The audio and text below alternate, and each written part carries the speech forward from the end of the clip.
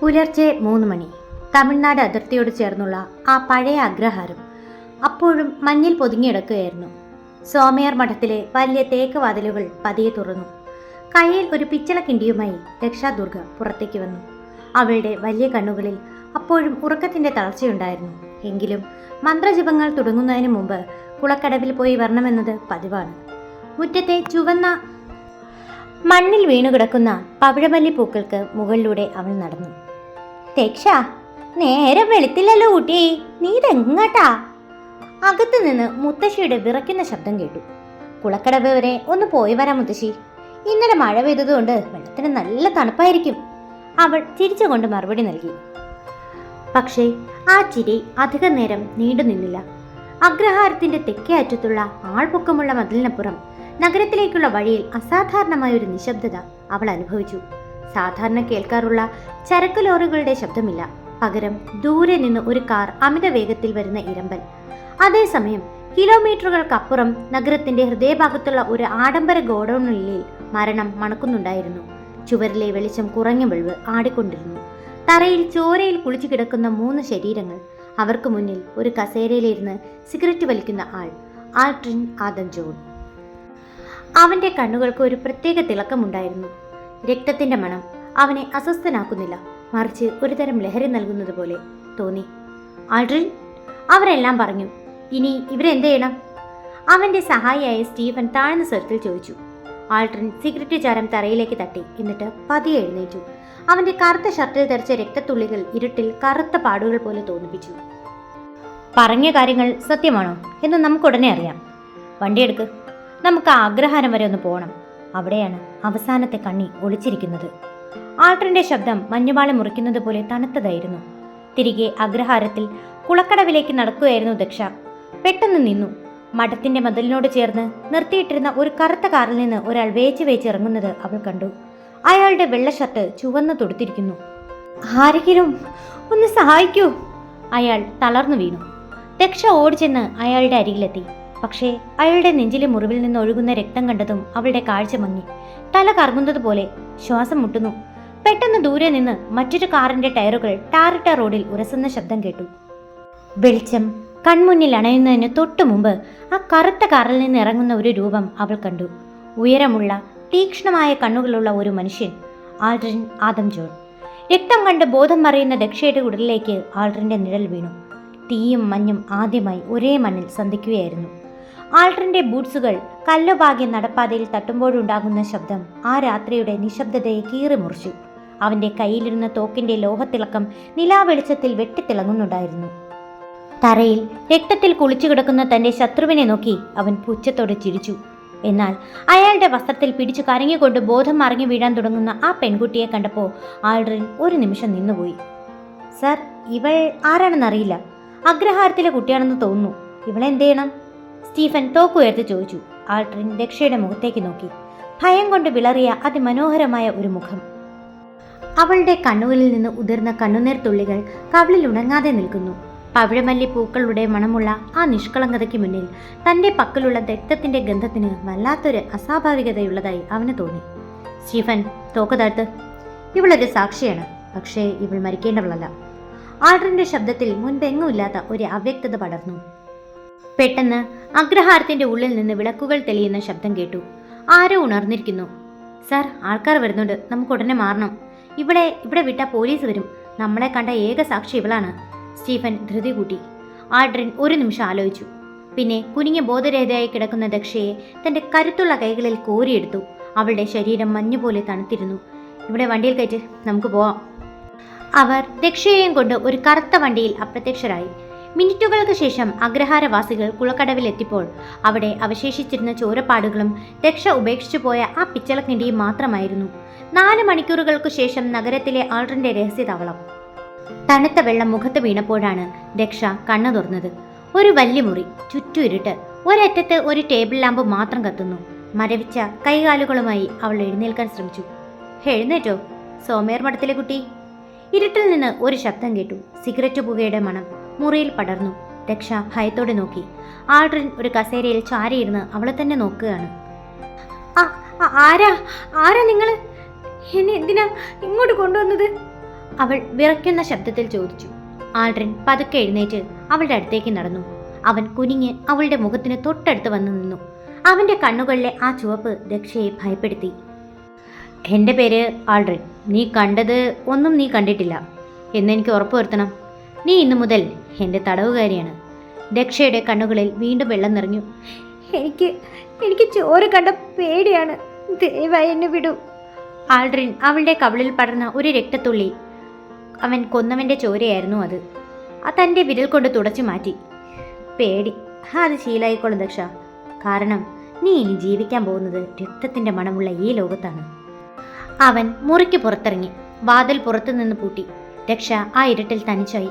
തൻ്റെ പ്രാർത്ഥനകളും മന്ത്രങ്ങളും മുഴുങ്ങിയിരുന്ന അഗ്രഹാരത്തിൽ നിന്ന് മരണം പതിയിരിക്കുന്ന ഈ നരകത്തിലേക്ക് താൻ എങ്ങനെ എത്തിയെന്ന് അവൾക്ക് വിശ്വസിക്കാനായില്ല. അഗ്രഹാരത്തിൽ അന്ന് സൂര്യൻ ഉദിച്ചത് ഒരു വിലാപത്തോടെ മാത്രമായിരുന്നു. ദക്ഷയുടെ മുത്തശ്ശി കുളക്കടവിൽ വീണുകിടക്കുന്ന ആ പിച്ചളക്കിണ്ടിയും തറയിലെ രക്തപ്പാടുകളും കണ്ട് അലറിക്കരഞ്ഞു. ഗ്രാമവാസികൾ ഓടിക്കൂടി. പോലീസും ഫോറൻസിക് സംഘവും അവിടെ വളഞ്ഞു. ദക്ഷയെ ആരോ തട്ടിക്കൊണ്ടു പോയിരിക്കുന്നു. ആ രക്തം അവളുടേതാണോ? ആളുകൾക്കിടയിൽ അടക്കം പറച്ചിലുകൾ ഉയർന്നു. പക്ഷേ പോലീസ് ഇൻസ്പെക്ടർ മാധവൻ ആ രക്തത്തുള്ളികൾ പരിശോധിച്ചു. ഇത് ഒരു പെൺകുട്ടിയുടേതല്ല, ഇതൊരു പുരുഷൻ്റെതാണ്. ഇവിടെ ഒരു ഏറ്റുമുട്ടൽ നടന്നിട്ടുണ്ട്. ദക്ഷ ഇതിനിടയിൽ പെട്ടുപോയതാകാനാണ് സാധ്യത. അതേസമയം നഗരത്തിലെ ആ കൂറ്റൻ ബംഗ്ലാവിനുള്ളിൽ ദക്ഷ തൻ്റെ ജീവിതത്തിലെ ഏറ്റവും ഭയാനകമായ നിമിഷങ്ങളിലൂടെ കടന്നുപോവുകയായിരുന്നു. അടച്ചിട്ട ആ മുറിക്കുള്ളിൽ വായു പോലും മരവിച്ചിരിക്കുന്നു. പുറത്തുനിന്ന് കേൾക്കുന്ന ആയുധങ്ങളുടെ ശബ്ദവും ആളുകളുടെ അലർച്ചയും അവളെ തളർത്തി. പെട്ടെന്ന് വാതിൽ തുറന്ന് ആൾഡ്രിൻ അകത്തേക്ക് വന്നു. അവൻ്റെ കയ്യിൽ ഒരു പാത്രം ഭക്ഷണമുണ്ടായിരുന്നു. അവനത് മേശപ്പുറത്ത് വെച്ചു. കഴിക്ക്, നീ രാവിലെ മുതൽ ഒന്നും കഴിച്ചിട്ടില്ലല്ലോ.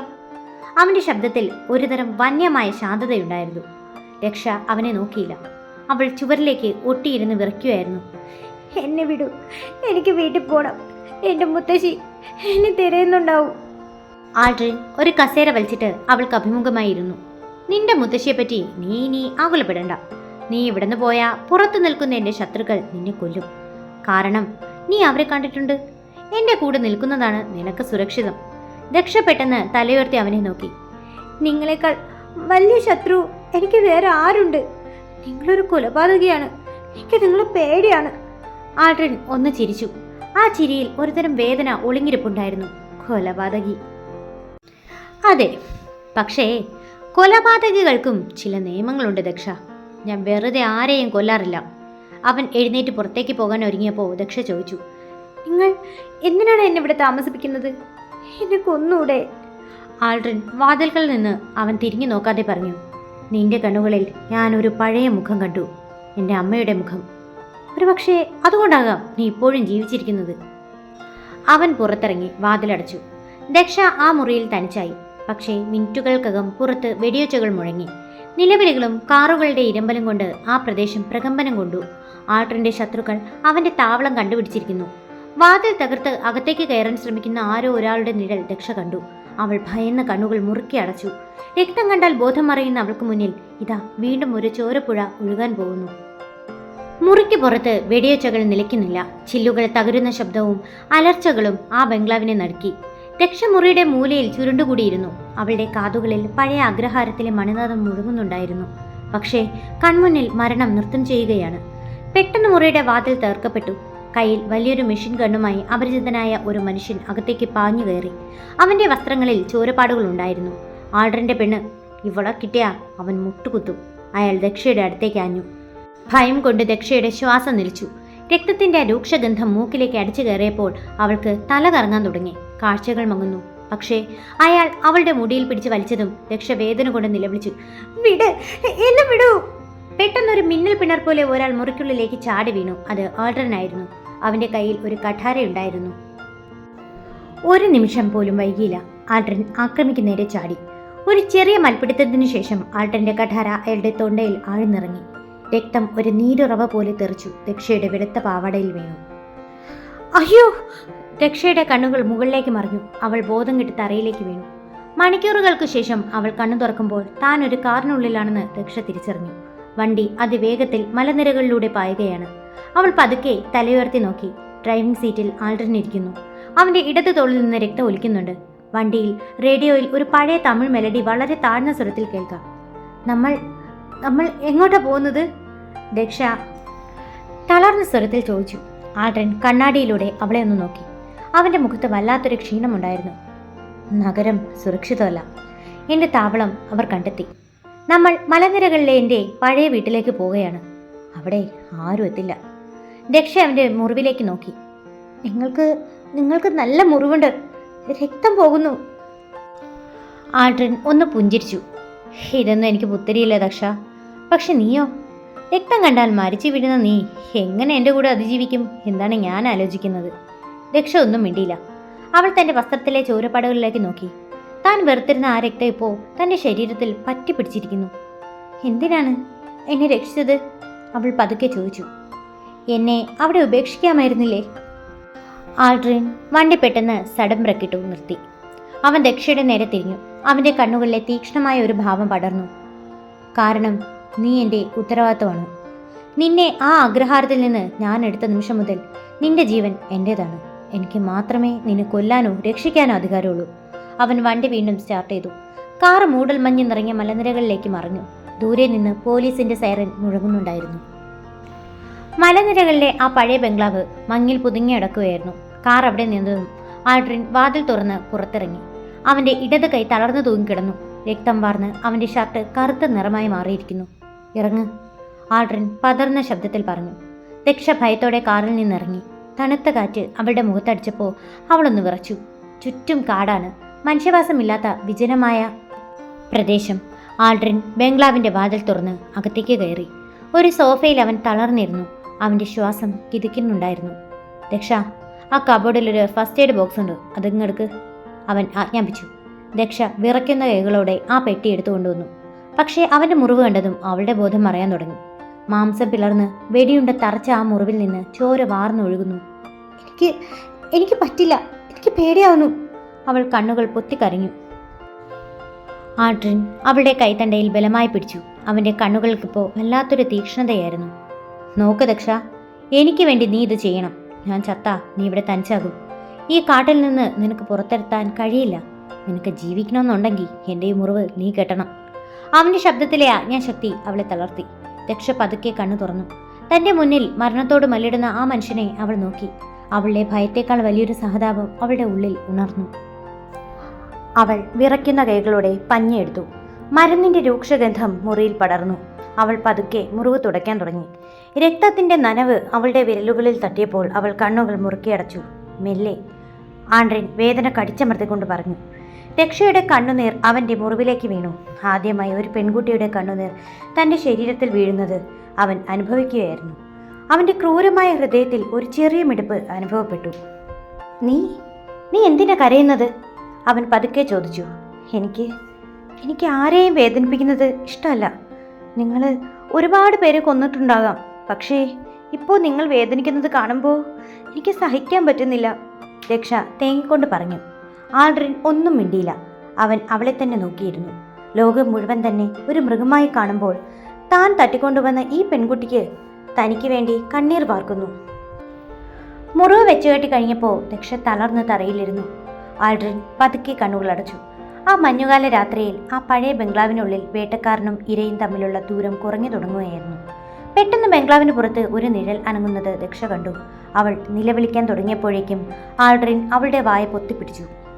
ശബ്ദിക്കരുത്, അവർ ഇവിടെ എത്തിയെന്ന് തോന്നുന്നു. ആൾഡ്രിൻ തന്റെ തോക്ക് കയ്യിലെടുത്തു. ബംഗ്ലാവിന് പുറത്ത് മരച്ചിലകൾ ഒടിയുന്ന ശബ്ദം. മഞ്ഞുപാളികൾക്കിടയിലൂടെ ചില നിഴലുകൾ വേഗത്തിൽ നീങ്ങുന്നത് ജനാലയിലൂടെ കാണാം. ആൾഡ്രിൻ ദക്ഷയെ ചുവറിനോട് ചേർത്ത് നിർത്തി. അവയുടെ വായ പൊത്തിപ്പിടിച്ചു. അവന്റെ കൈകളിൽ ഇപ്പോഴും അവളുടെ കണ്ണുനീരിന്റെ നനവുണ്ടായിരുന്നു. അനങ്ങരുത്, ശ്വാസം പോലും ശബ്ദിക്കരുത്, അവൻ അവളുടെ കാതിൽ മന്ത്രിച്ചു.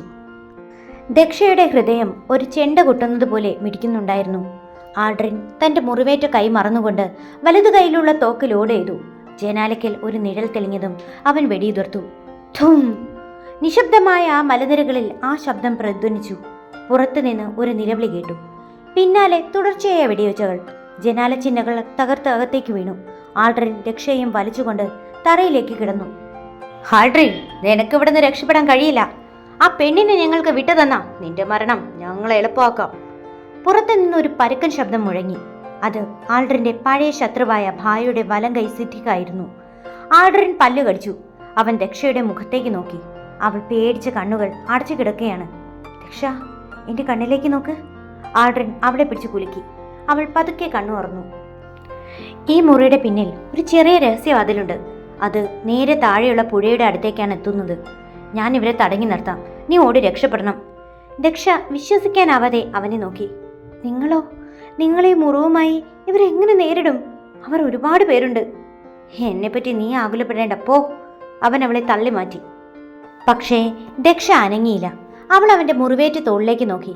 ആൾഡ്രിനെ ഇവിടെ ഉപേക്ഷിച്ചു പോയാൽ അയാൾ കൊല്ലപ്പെടുമെന്ന് അവൾക്ക് ഉറപ്പായിരുന്നു.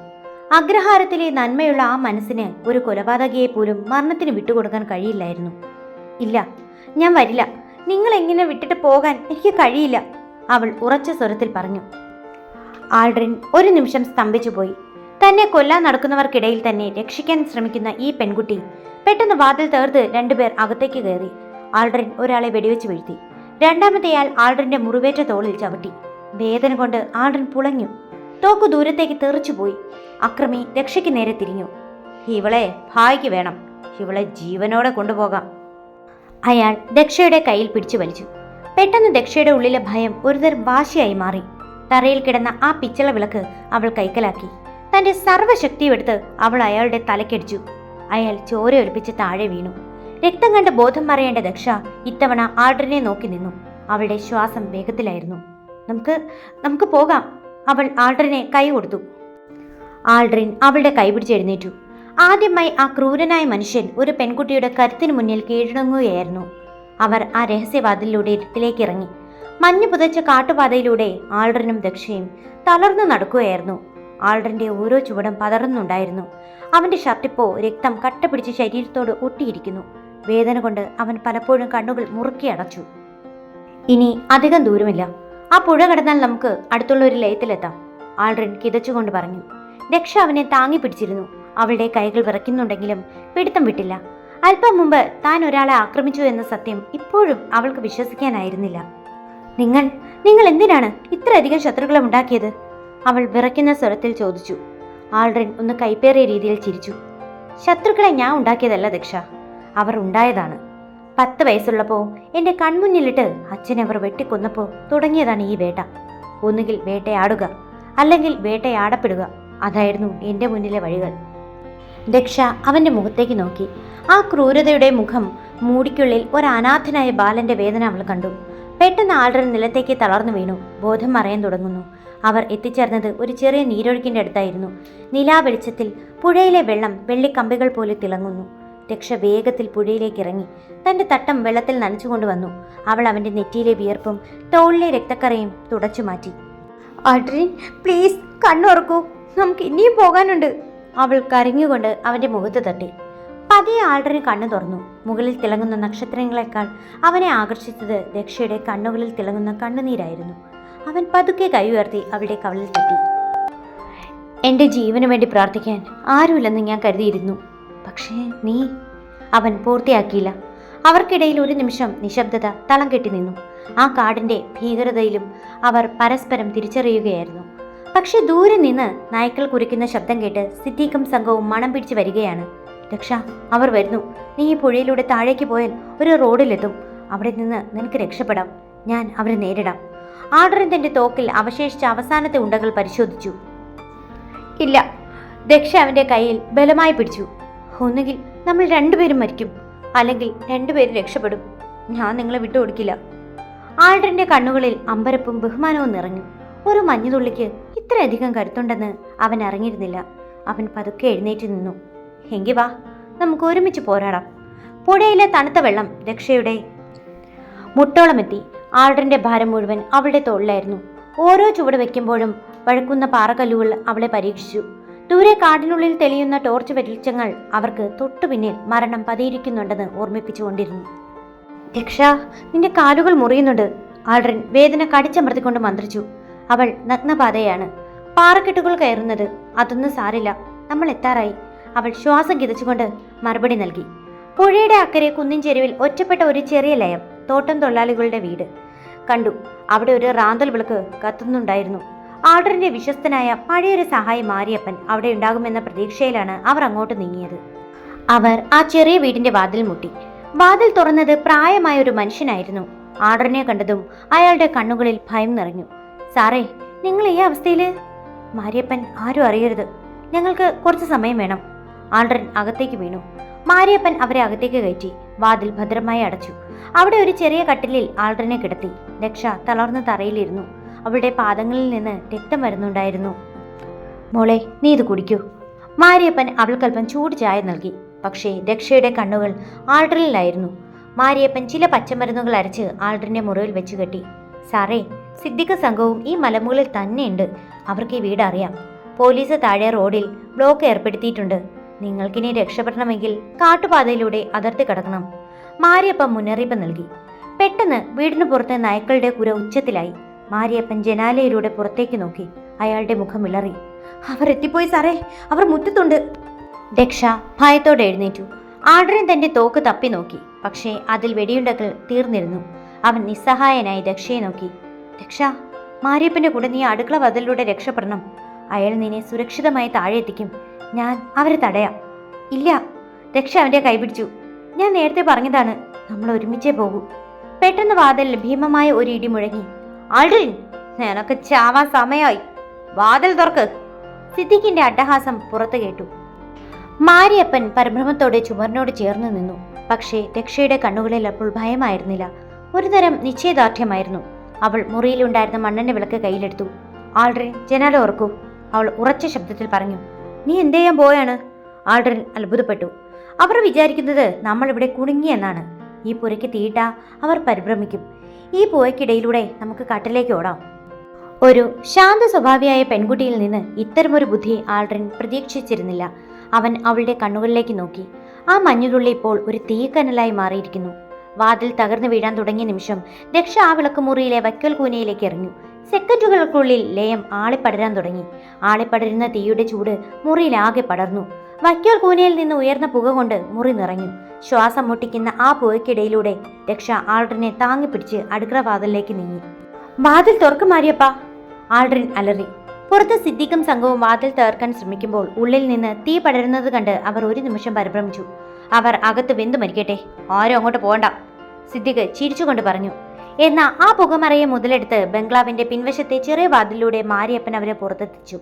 കാടിന്റെ ഇരുട്ടിലേക്ക് അവർ വഴുതി ഇറങ്ങി. പിന്നിൽ തങ്ങൾ ഇത്രയും നേരമിരുന്ന ലയം അഗ്നിക്കിരയാകുന്നത് ദക്ഷ വേദനയോടെ നോക്കി. എന്റെ വീട്, മാരിയപ്പൻ വിതുമ്പി. മാരിയപ്പ, നിനക്ക് ഇതിനു പകരമായി ഞാൻ പുതിയൊരു ജീവിതം തരും. ഇപ്പോൾ നീ ഇവിടെ നിന്ന് മാറണം, ആൾഡ്രൻ പറഞ്ഞു. മാരിയപ്പൻ അവരോട് യാത്ര പറഞ്ഞ് ഇരുട്ടിലേക്ക് മറഞ്ഞു. കാടിനുള്ളിലെ ഒരു വലിയ പാറക്കെട്ടിന് താഴെ അവർ അഭയം പ്രാപിച്ചു. ആൾഡ്രന്റെ മുറിവ് വീണ്ടും നീറാൻ തുടങ്ങിയിരുന്നു. പക്ഷെ അവന്റെ കണ്ണുകൾ ദക്ഷയിലായിരുന്നു. കരിപുരണ്ട മുഖവും മുഷിഞ്ഞ വസ്ത്രങ്ങളുമായി നിൽക്കുന്ന ആ പെൺകുട്ടി, അവൾ ഇന്ന് അവന്റെ ജീവൻ രക്ഷിച്ചിരിക്കുന്നു. നീ എന്തിനാണ് ഇത് ചെയ്തത് ദക്ഷ? ആൾഡ്രൻ പതുക്കെ ചോദിച്ചു. നിനക്ക് വേണമെങ്കിൽ ആ പുഴയ്ക്ക് ഇടയിലൂടെ ഒറ്റയ്ക്ക് രക്ഷപ്പെടാമായിരുന്നല്ലോ. നീ എന്തിന് ഒരു കൊലപാതകയെ രക്ഷിച്ചു? ദക്ഷ അവനെ നോക്കി. അവളുടെ കണ്ണുകളിൽ അഗ്നിയുടെ പ്രതിഫലനം അപ്പോഴും ഉണ്ടായിരുന്നു. എനിക്കറിയില്ല, പക്ഷേ ഒന്നറിയാം, നിങ്ങളെ അവിടെ ഉപേക്ഷിച്ചിരുന്നെങ്കിൽ ഞാൻ പിന്നെ ഒരിക്കലും അഗ്രഹാരത്തിലെ ആ പഴയ ദക്ഷയാകില്ലായിരുന്നു. ഒരു ജീവൻ രക്ഷിക്കുന്നത് എൻ്റെ ധർമ്മമാണ്. ആൾഡ്രൻ ചിരിച്ചു. ഇത്തവണ ആ ചിരിയിൽ പരിഹാസമില്ലായിരുന്നു. ധർമ്മം എൻ്റെ നിഘണ്ടുവിലില്ലാത്ത വാക്കാണത്. പക്ഷേ ഇന്ന് നീ എന്നെ തോൽപ്പിച്ചു കളഞ്ഞു. അവൻ അവളുടെ കൈ പിടിച്ച് തൻ്റെ ഹൃദയത്തോട് ചേർത്തു. ഈ ലോകം മുഴുവൻ എന്നെ വെറുക്കുന്നുണ്ടാകാം, പക്ഷേ നിന്റെ ഈ കരുതൽ അതെനിക്ക് പുതിയൊരു ഭാരമാകുന്നു. നിന്നെ സുരക്ഷിതമായി നിന്റെ വീട്ടിലെത്തിക്കണമെന്ന ഒരു ഭാരം. ദക്ഷ ഒന്നും മിണ്ടിയില്ല. അവളുടെ മനസ്സിപ്പോ അഗ്രഹാരത്തിലല്ലായിരുന്നു. ആൾഡ്രന്റെ ഓരോ ശ്വാസവും അവൾക്ക് അനുഭവപ്പെടുകയായിരുന്നു. പെട്ടെന്ന് ആൾഡ്രന്റെ ഫോൺ ശബ്ദിച്ചു.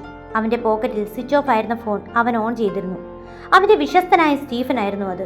സാർ, നിങ്ങൾ എവിടെയാണ്? ഞങ്ങൾ ബോർഡറിൽ എത്തിക്കഴിഞ്ഞു.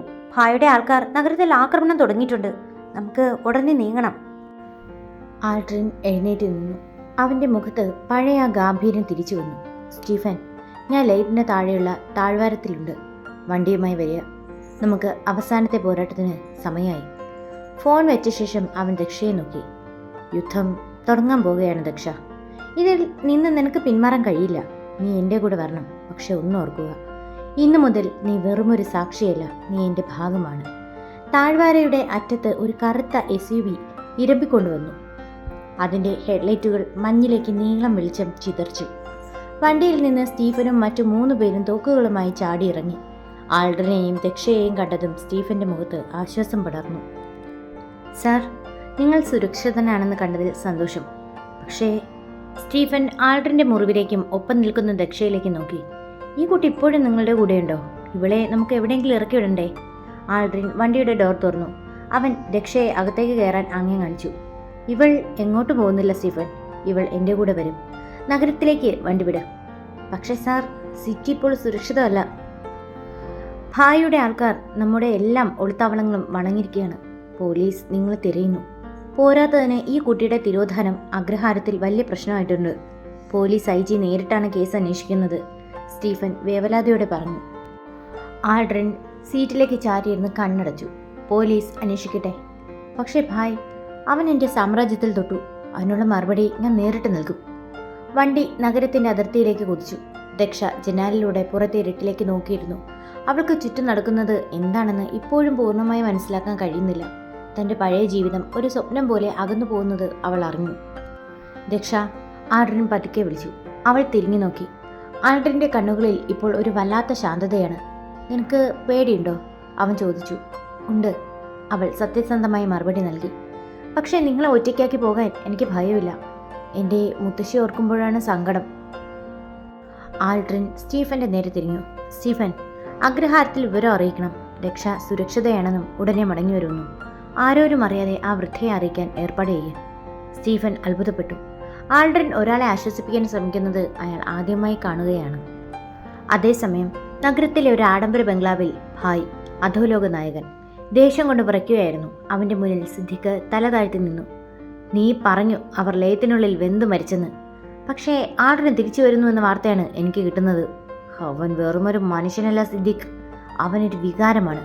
അവൻ തിരിച്ചു വന്നാൽ നമ്മളിൽ ഒരാൾ പോലും ബാക്കിയുണ്ടാകില്ല. ഭായ് അലറി. സർ, അവൻ്റെ കൂടെ ആ പെൺകുട്ടിയുണ്ട്. അവളാണ് അവൻ്റെ ബലഹീനത എന്ന് എനിക്ക് തോന്നുന്നു, സിദ്ദിഖ് കുബുദ്ധിയോടെ പറഞ്ഞു. ഭായിയുടെ മുഖത്ത് ഒരു വക്രബുദ്ധി തെളിഞ്ഞു. എങ്കിൽ അവളെ ഉപയോഗിച്ച് തന്നെ അവനെ കൊടുക്കണം. ആൾഡ്രിൻ ആ പെണ്ണിനെ സ്നേഹിച്ചു തുടങ്ങിയെങ്കിൽ അത് അവൻ്റെ അന്ത്യത്തിൻ്റെ തുടക്കമായിരിക്കും. വണ്ടി നഗരത്തിൻ്റെ തിരുവുകളിലേക്ക് പ്രവേശിച്ചു. പെട്ടെന്നൊരു വലിയ പോലീസ് ചെക്ക് പോസ്റ്റ് അവർ കണ്ടു. സൈറണുകൾ മുഴങ്ങുന്നു. Sir, police block. സ്റ്റീഫൻ വണ്ടി പെട്ടെന്ന് വെട്ടിച്ചു. നിർത്തരുത് സ്റ്റീഫൻ, മുന്നോട്ട് പോ. ആൾഡ്രിൻ തോക്ക് കയ്യിലെടുത്തു. രക്ഷ സീറ്റിൽ മുറുകെ പിടിച്ചു. ചോരയുടെ ഗന്ധത്തിൽ നിന്ന് വെടിയുണ്ടകളുടെ ശബ്ദത്തിലേക്ക് വീണ്ടും ഒരു രാത്രി കൂടി വഴിമാറുകയാണ്. നഗരത്തിന്റെ അതിർത്തിയിൽ പോലീസ് സജ്ജമാക്കിയ ബാരിക്കേഡുകൾ ദൂരെ നിന്ന് സ്റ്റീഫൻ കണ്ടു. ചുവപ്പും നീലയും വെളിച്ചങ്ങൾ രാത്രിയുടെ ഇരുട്ടിനെ കീറി മുറിക്കുന്നുണ്ടായിരുന്നു. സർ, യൂടേൺ എടുക്കാൻ പറ്റില്ല. അവർ വണ്ടി ശ്രദ്ധിച്ചു കഴിഞ്ഞു, സ്റ്റീഫൻ പതർച്ചയോടെ പറഞ്ഞു. ആൾഡ്രിൻ തന്റെ സീറ്റിൽ നിന്ന് മുന്നോട്ടാഞ്ഞു. അവന്റെ കണ്ണുകളിൽ വന്യമായൊരു തിളക്കം. ബ്ലോക്ക് തകർക്ക് സ്റ്റീഫൻ. നിർത്തരുത്. ദക്ഷ, താഴെ കുനിങ്ങിരിക്കൂ. ദക്ഷ സീറ്റുകൾക്കിടയിലേക്ക് താഴ്ന്നിരുന്നു. അവളുടെ കാതുകൾ അടച്ചു പിടിച്ചു. വണ്ടി ഇരമ്പിക്കൊണ്ട് മുന്നോട്ട് കുതിച്ചു. പോലീസുകാർ കൈ കാണിച്ചെങ്കിലും സ്റ്റീഫൻ ആക്സിലേറ്റർ ആഞ്ഞമർത്തി. ബാരിക്കേഡുകൾ തകർത്ത് കാർ മുന്നോട്ട് പഞ്ഞു. തൊട്ടു പിന്നാലെ പോലീസിന്റെ സൈറണുകൾ മുഴങ്ങി തുടങ്ങി. സ്റ്റീഫൻ, മെയിൻ റോഡ് ഒഴിവാക്കി കണ്ടെയ്നർ യാർഡിലേക്ക് വിട്. അവിടെ നമുക്ക് ഇവരെ വെട്ടിക്കാം, ആൾഡ്രിൻ നിർദ്ദേശിച്ചു. കാർ നഗരത്തിന്റെ പടിഞ്ഞാറുള്ള വലിയ തുറമുഖത്തേക്ക് പാഞ്ഞു. നൂറുകണക്കിന് കണ്ടെയ്നറുകൾ അടുക്കി വെച്ച ആ പ്രദേശം ഒരു വലിയ മൈസ് പോലെയായിരുന്നു. സ്റ്റീഫൻ അതിവിദഗ്ധമായി വണ്ടി വെട്ടിച്ചു കളഞ്ഞു. ഒടുവിൽ ഒരു ഇരുണ്ട കോണിൽ വണ്ടി നിർത്തി ലൈറ്റുകൾ അണച്ചു. പുറത്ത് പോലീസ് വണ്ടികൾ സൈറൻ മുഴക്കി. അപ്പുറത്തെ റോഡിലൂടെ കടന്നുപോയി. നിശബ്ദത തിരിച്ചു വന്നപ്പോൾ ദക്ഷ പതുക്കെ തലയുയർത്തി. അവൾ കിതയ്ക്കുന്നുണ്ടായിരുന്നു. നിങ്ങൾ നിയമത്തെ പോലും പേടിയില്ലാത്തവരാണോ? അവൾ ആൾഡ്രിനെ നോക്കി ചോദിച്ചു. ആൾഡ്രിൻ പതുക്കെ ചിരിച്ചു. ആ ചിരിയിൽ ഒരുതരം നിസ്സംഗതയുണ്ടായിരുന്നു. നിയമം ബലമുള്ളവൻ്റെതാണ് ദക്ഷ. ഞാൻ എൻ്റെ സ്വന്തം നിയമങ്ങളിലാണ് ജീവിക്കുന്നത്. പക്ഷേ പേടിക്കണ്ട, നീ ഇപ്പോൾ സുരക്ഷിതയാണ്. അവൻ വണ്ടിയിൽ നിന്ന് പുറത്തിറങ്ങി. സ്റ്റീഫൻ അവനൊപ്പം ചേർന്നു. സർ, ഭായിയുടെ ആൾക്കാർ നമ്മുടെ ഗ്രേ ഹൗസ് ആക്രമിച്ചു. നമ്മുടെ പക്കലുള്ള രേഖകൾ അവർക്ക് വേണം. ആൾഡ്രിൻ മരിച്ചുവെന്നാണ് അവർ ഇപ്പോഴും കരുതുന്നത്. ആ വിശ്വാസം നമുക്ക് മുതലാക്കണം, സ്റ്റീഫൻ പറഞ്ഞു. ആൾഡ്രിൻ ദക്ഷയുടെ അടുത്തേക്ക് വന്നു. അവൻ അവളുടെ കയ്യിൽ പിടിച്ച് പുറത്തിറങ്ങി. ദക്ഷ, നീ കുറച്ചുകാലം ഇവിടെ കഴിയേണ്ടി വരും. ഇത് എൻ്റെ ഏറ്റവും സുരക്ഷിതമായ ഇടമാണ്. ഇവിടെ ആരും എത്തില്ല. അവൾ ചുറ്റും നോക്കി. പഴയ ഒരു കപ്പലിന്റെ ആകൃതിയിലുള്ള കെട്ടിടം. അവിടെ ആയുധധാരികളായ കുറച്ചു പേർ കാവൽ നിൽക്കുന്നു. അത് ആൾഡ്രിന്റെ രഹസ്യ കേന്ദ്രമായിരുന്നു. എനിക്ക് ഇങ്ങനെയുള്ള സ്ഥലങ്ങൾ പരിചയമില്ല. എന്നെ ഒന്ന് വീട്ടിലെത്തിക്കാമോ? അവൾ വിതുമ്പി. ആൾഡ്രിൻ അവളുടെ അരികിൽ വന്നു നിന്നു. അവൻ പതുക്കെ അവളുടെ മുടിയിഴകൾ ഒതുക്കി വെച്ചു. നിന്റെ അഗ്രഹാരത്തിലെ വിളക്കുകൾ അണങ്ങിയിട്ടില്ല ദക്ഷ. നിന്റെ മുത്തശ്ശിക്ക് ഞാൻ സന്ദേശം അയച്ചിട്ടുണ്ട്. നീ സുരക്ഷിതയാണെന്ന് അവർക്കറിയാം. ഇപ്പോൾ പുറത്തിറങ്ങിയ നീ കൊല്ലപ്പെടും. എനിക്ക് നിന്നെ നഷ്ടപ്പെടുത്താൻ വയ്യ. ആ അവസാനത്തെ വാചകം ദക്ഷയെ ഒന്ന് തണുപ്പിച്ചു. നഷ്ടപ്പെടുത്താൻ വയ്യ എന്നവൻ പറയുമ്പോൾ അവൻ്റെ ശബ്ദത്തിൽ ഒരു ഉടമസ്ഥാവകാശത്തേക്കാൾ കൂടുതൽ കരുതൽ അവൾ അനുഭവിച്ചു. അതേസമയം നഗരത്തിന്റെ മറ്റൊരു ഭാഗത്ത് ഭായിയുടെ താവളത്തിൽ സിദ്ദീഖ് ഒരു ഫോൺ കോളിലായിരുന്നു. സർ, കണ്ടെയ്നർ യാർഡിൽ ഒരു കറുത്ത കാർ കണ്ടതായി വിവരം കിട്ടിയിട്ടുണ്ട്. ആൾഡ്രിൻ അവിടെ ഉണ്ടാകാൻ സാധ്യതയുണ്ട്. ഭായ് തന്റെ കയ്യിലിരുന്ന ഗ്ലാസ് തറയിലേക്ക് എറിഞ്ഞുടച്ചു. ഇത്തവണ അവൻ രക്ഷപ്പെടരുത്. അവനൊപ്പം ആ പെണ്ണുണ്ടെങ്കിൽ അവളെ ആദ്യം തീർക്കുക. അവൾ തകരുന്നത് കണ്ട് അവൻ തോൽക്കണം. കണ്ടെയ്നർ യാർഡിന്റെ ഒരറ്റത്തുള്ള ഒരു പഴയ ഗോഡൌൺ. അകത്തു നിന്ന് നോക്കിയാൽ ഒരു കൊട്ടാരം പോലെയായിരുന്നു അത്യാധുനിക സൗകര്യമുള്ള ആൾഡ്രിന്റെ രഹസ്യ സാമ്രാജ്യം. പുറം ലോകം അവനെ തിരയുമ്പോൾ അവൻ ഈ നിഴലുകളുടെ ലോകത്ത് പൂർണ്ണ സുരക്ഷിതനായിരുന്നു. ദക്ഷ, നീ ഈ മുറിയിൽ വിശ്രമിക്കൂ. നിനക്ക് ആവശ്യമുള്ളതെല്ലാം ഇവിടെയുണ്ട്. ആൾഡ്രിൻ അവളെ ഒരു വലിയ മുറിയിലേക്ക് നയിച്ചു. ചുവരുകൾ മുഴുവൻ കറുത്ത തടി കൊണ്ട് തീർത്ത മങ്ങിയ വെളിച്ചമുള്ള ഒരു മുറി. ദക്ഷ ജനാലയ്ക്കൽ ചെന്ന് നിന്നു. ദൂരെ കടലിലെ തിരമാലകളുടെ ശബ്ദം കേൾക്കാം. അവൾ തിരിഞ്ഞ് ആൾഡ്രിനെ നോക്കി. അവൻ തന്റെ മുറിവേറ്റ തോളിലെ വസ്ത്രം പതുക്കെ മാറ്റാൻ ശ്രമിക്കുകയായിരുന്നു. വേദന കൊണ്ട് അവന്റെ മുഖം വിയർക്കുന്നുണ്ട്. അവൾ പതുക്കെ അവന്റെ അടുത്തേക്ക് ചെന്നു. ഞാൻ സഹായിക്കാം. ആൾഡ്രിൻ ഒന്ന് തടയാൻ നോക്കിയെങ്കിലും അവളുടെ കണ്ണുകളിലെ നിശ്ചയദാർഢ്യം കണ്ട് അവൻ പിൻവാങ്ങി.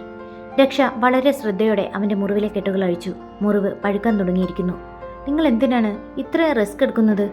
അവൾ മരുന്ന് പുരട്ടിക്കൊണ്ട് ചോദിച്ചു. ഒരു സാധാരണ ജീവിതം നയിക്കാൻ നിങ്ങൾക്ക് കഴിയില്ലേ? ആൾഡ്രിൻ കൈപ്പേറി ഒരു ചിരി ചിരിച്ചു. സാധാരണ ജീവിതമോ? എന്റെ കൈകളിൽ പുരണ്ട ഈ ചോരക്കറ കഴുകിക്കളയാൻ സാധാരണ ജീവിതത്തിന് കഴിയില്ല ദക്ഷ. ഞാനിതിൽ ജനിച്ചു, ഇതിൽ തന്നെ മരിക്കും. പക്ഷേ ഇപ്പൊ നിങ്ങൾ എനിക്ക് വേണ്ടി ജീവൻ പണയപ്പെടുത്തിയില്ലേ? അതൊരു സാധാരണ മനുഷ്യന്റെ വികാരമല്ലേ? ദക്ഷയുടെ ചോദ്യം അവനെ ഒന്ന് തറച്ചു. അവൻ അവളുടെ കൈകളിൽ മുറുക്കെ പിടിച്ചു.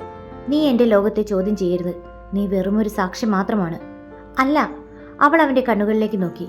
ഞാനിപ്പോ നിങ്ങളുടെ സാക്ഷിയല്ല, നിങ്ങളുടെ പാപങ്ങളുടെയും വേദനകളുടെയും പങ്കുകാരെയാണ്.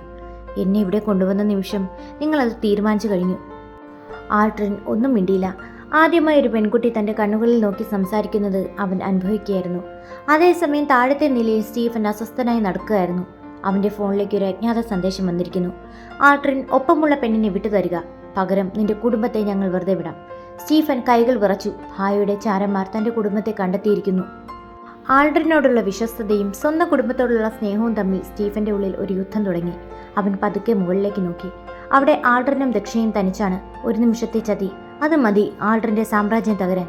പെട്ടെന്ന് ഗോഡൌണിന്റെ പുറത്ത് ഒരു വണ്ടിയുടെ ശബ്ദം കേട്ടു. ആൾഡ്രിൻ ഉണർന്നു.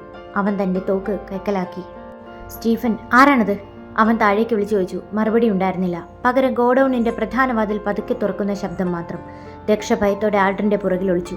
ഇരുട്ടിൽ നിന്നൊരു നിഴൽ രൂപം ഉള്ളിലേക്ക് പ്രവേശിച്ചു. ഗോഡൌണിന്റെ വിശാലമായ ഹാളിലേക്ക് ആ നിഴൽ രൂപം നടന്നു വന്നു. ആൾഡ്രിൻ തന്റെ തോക്കിന്റെ സേഫ്റ്റി ലോക്ക് മാറ്റി. ദക്ഷയുടെ ശ്വാസം നിലച്ചു. പക്ഷേ വെളിച്ചത്തിലേക്ക് വന്ന ആ മുഖം കണ്ട് ആൾഡ്രിനൊന്ന് അമ്പരന്നു. അത് ആൾഡ്രിന്റെ പഴയ വിശ്വസ്തനും ഇപ്പോൾ ഭായിയുടെ ക്യാമ്പിലുണ്ടെന്ന് കരുതപ്പെടുന്നതുമായ ഖാദറായിരുന്നു. ചോരയിൽ കുളിച്ച വസ്ത്രങ്ങളുമായി ഖാദർ വേച്ച് ആൾഡ്രിന്റെ അടുത്തേക്ക് വന്നു. ആൾഡ്രിൻ, നീ ഇവിടെ ഉണ്ടാകുമെന്ന് എനിക്കറിയായിരുന്നു. അവർ നിന്നെ കൊല്ലാൻ സ്റ്റീഫനെ വിലക്കെടുത്തിരിക്കുന്നു, ഖാദർ കിതച്ചുകൊണ്ട് പറഞ്ഞു. ആൾഡ്രിൻ ഒന്നും ഞെട്ടി.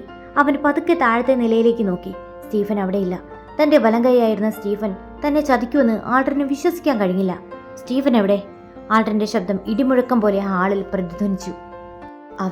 അവൻ പുറത്തുണ്ട്. ഭായിയുടെ ആൾക്കാർ. ഗോഡൻ വളഞ്ഞു കഴിഞ്ഞു.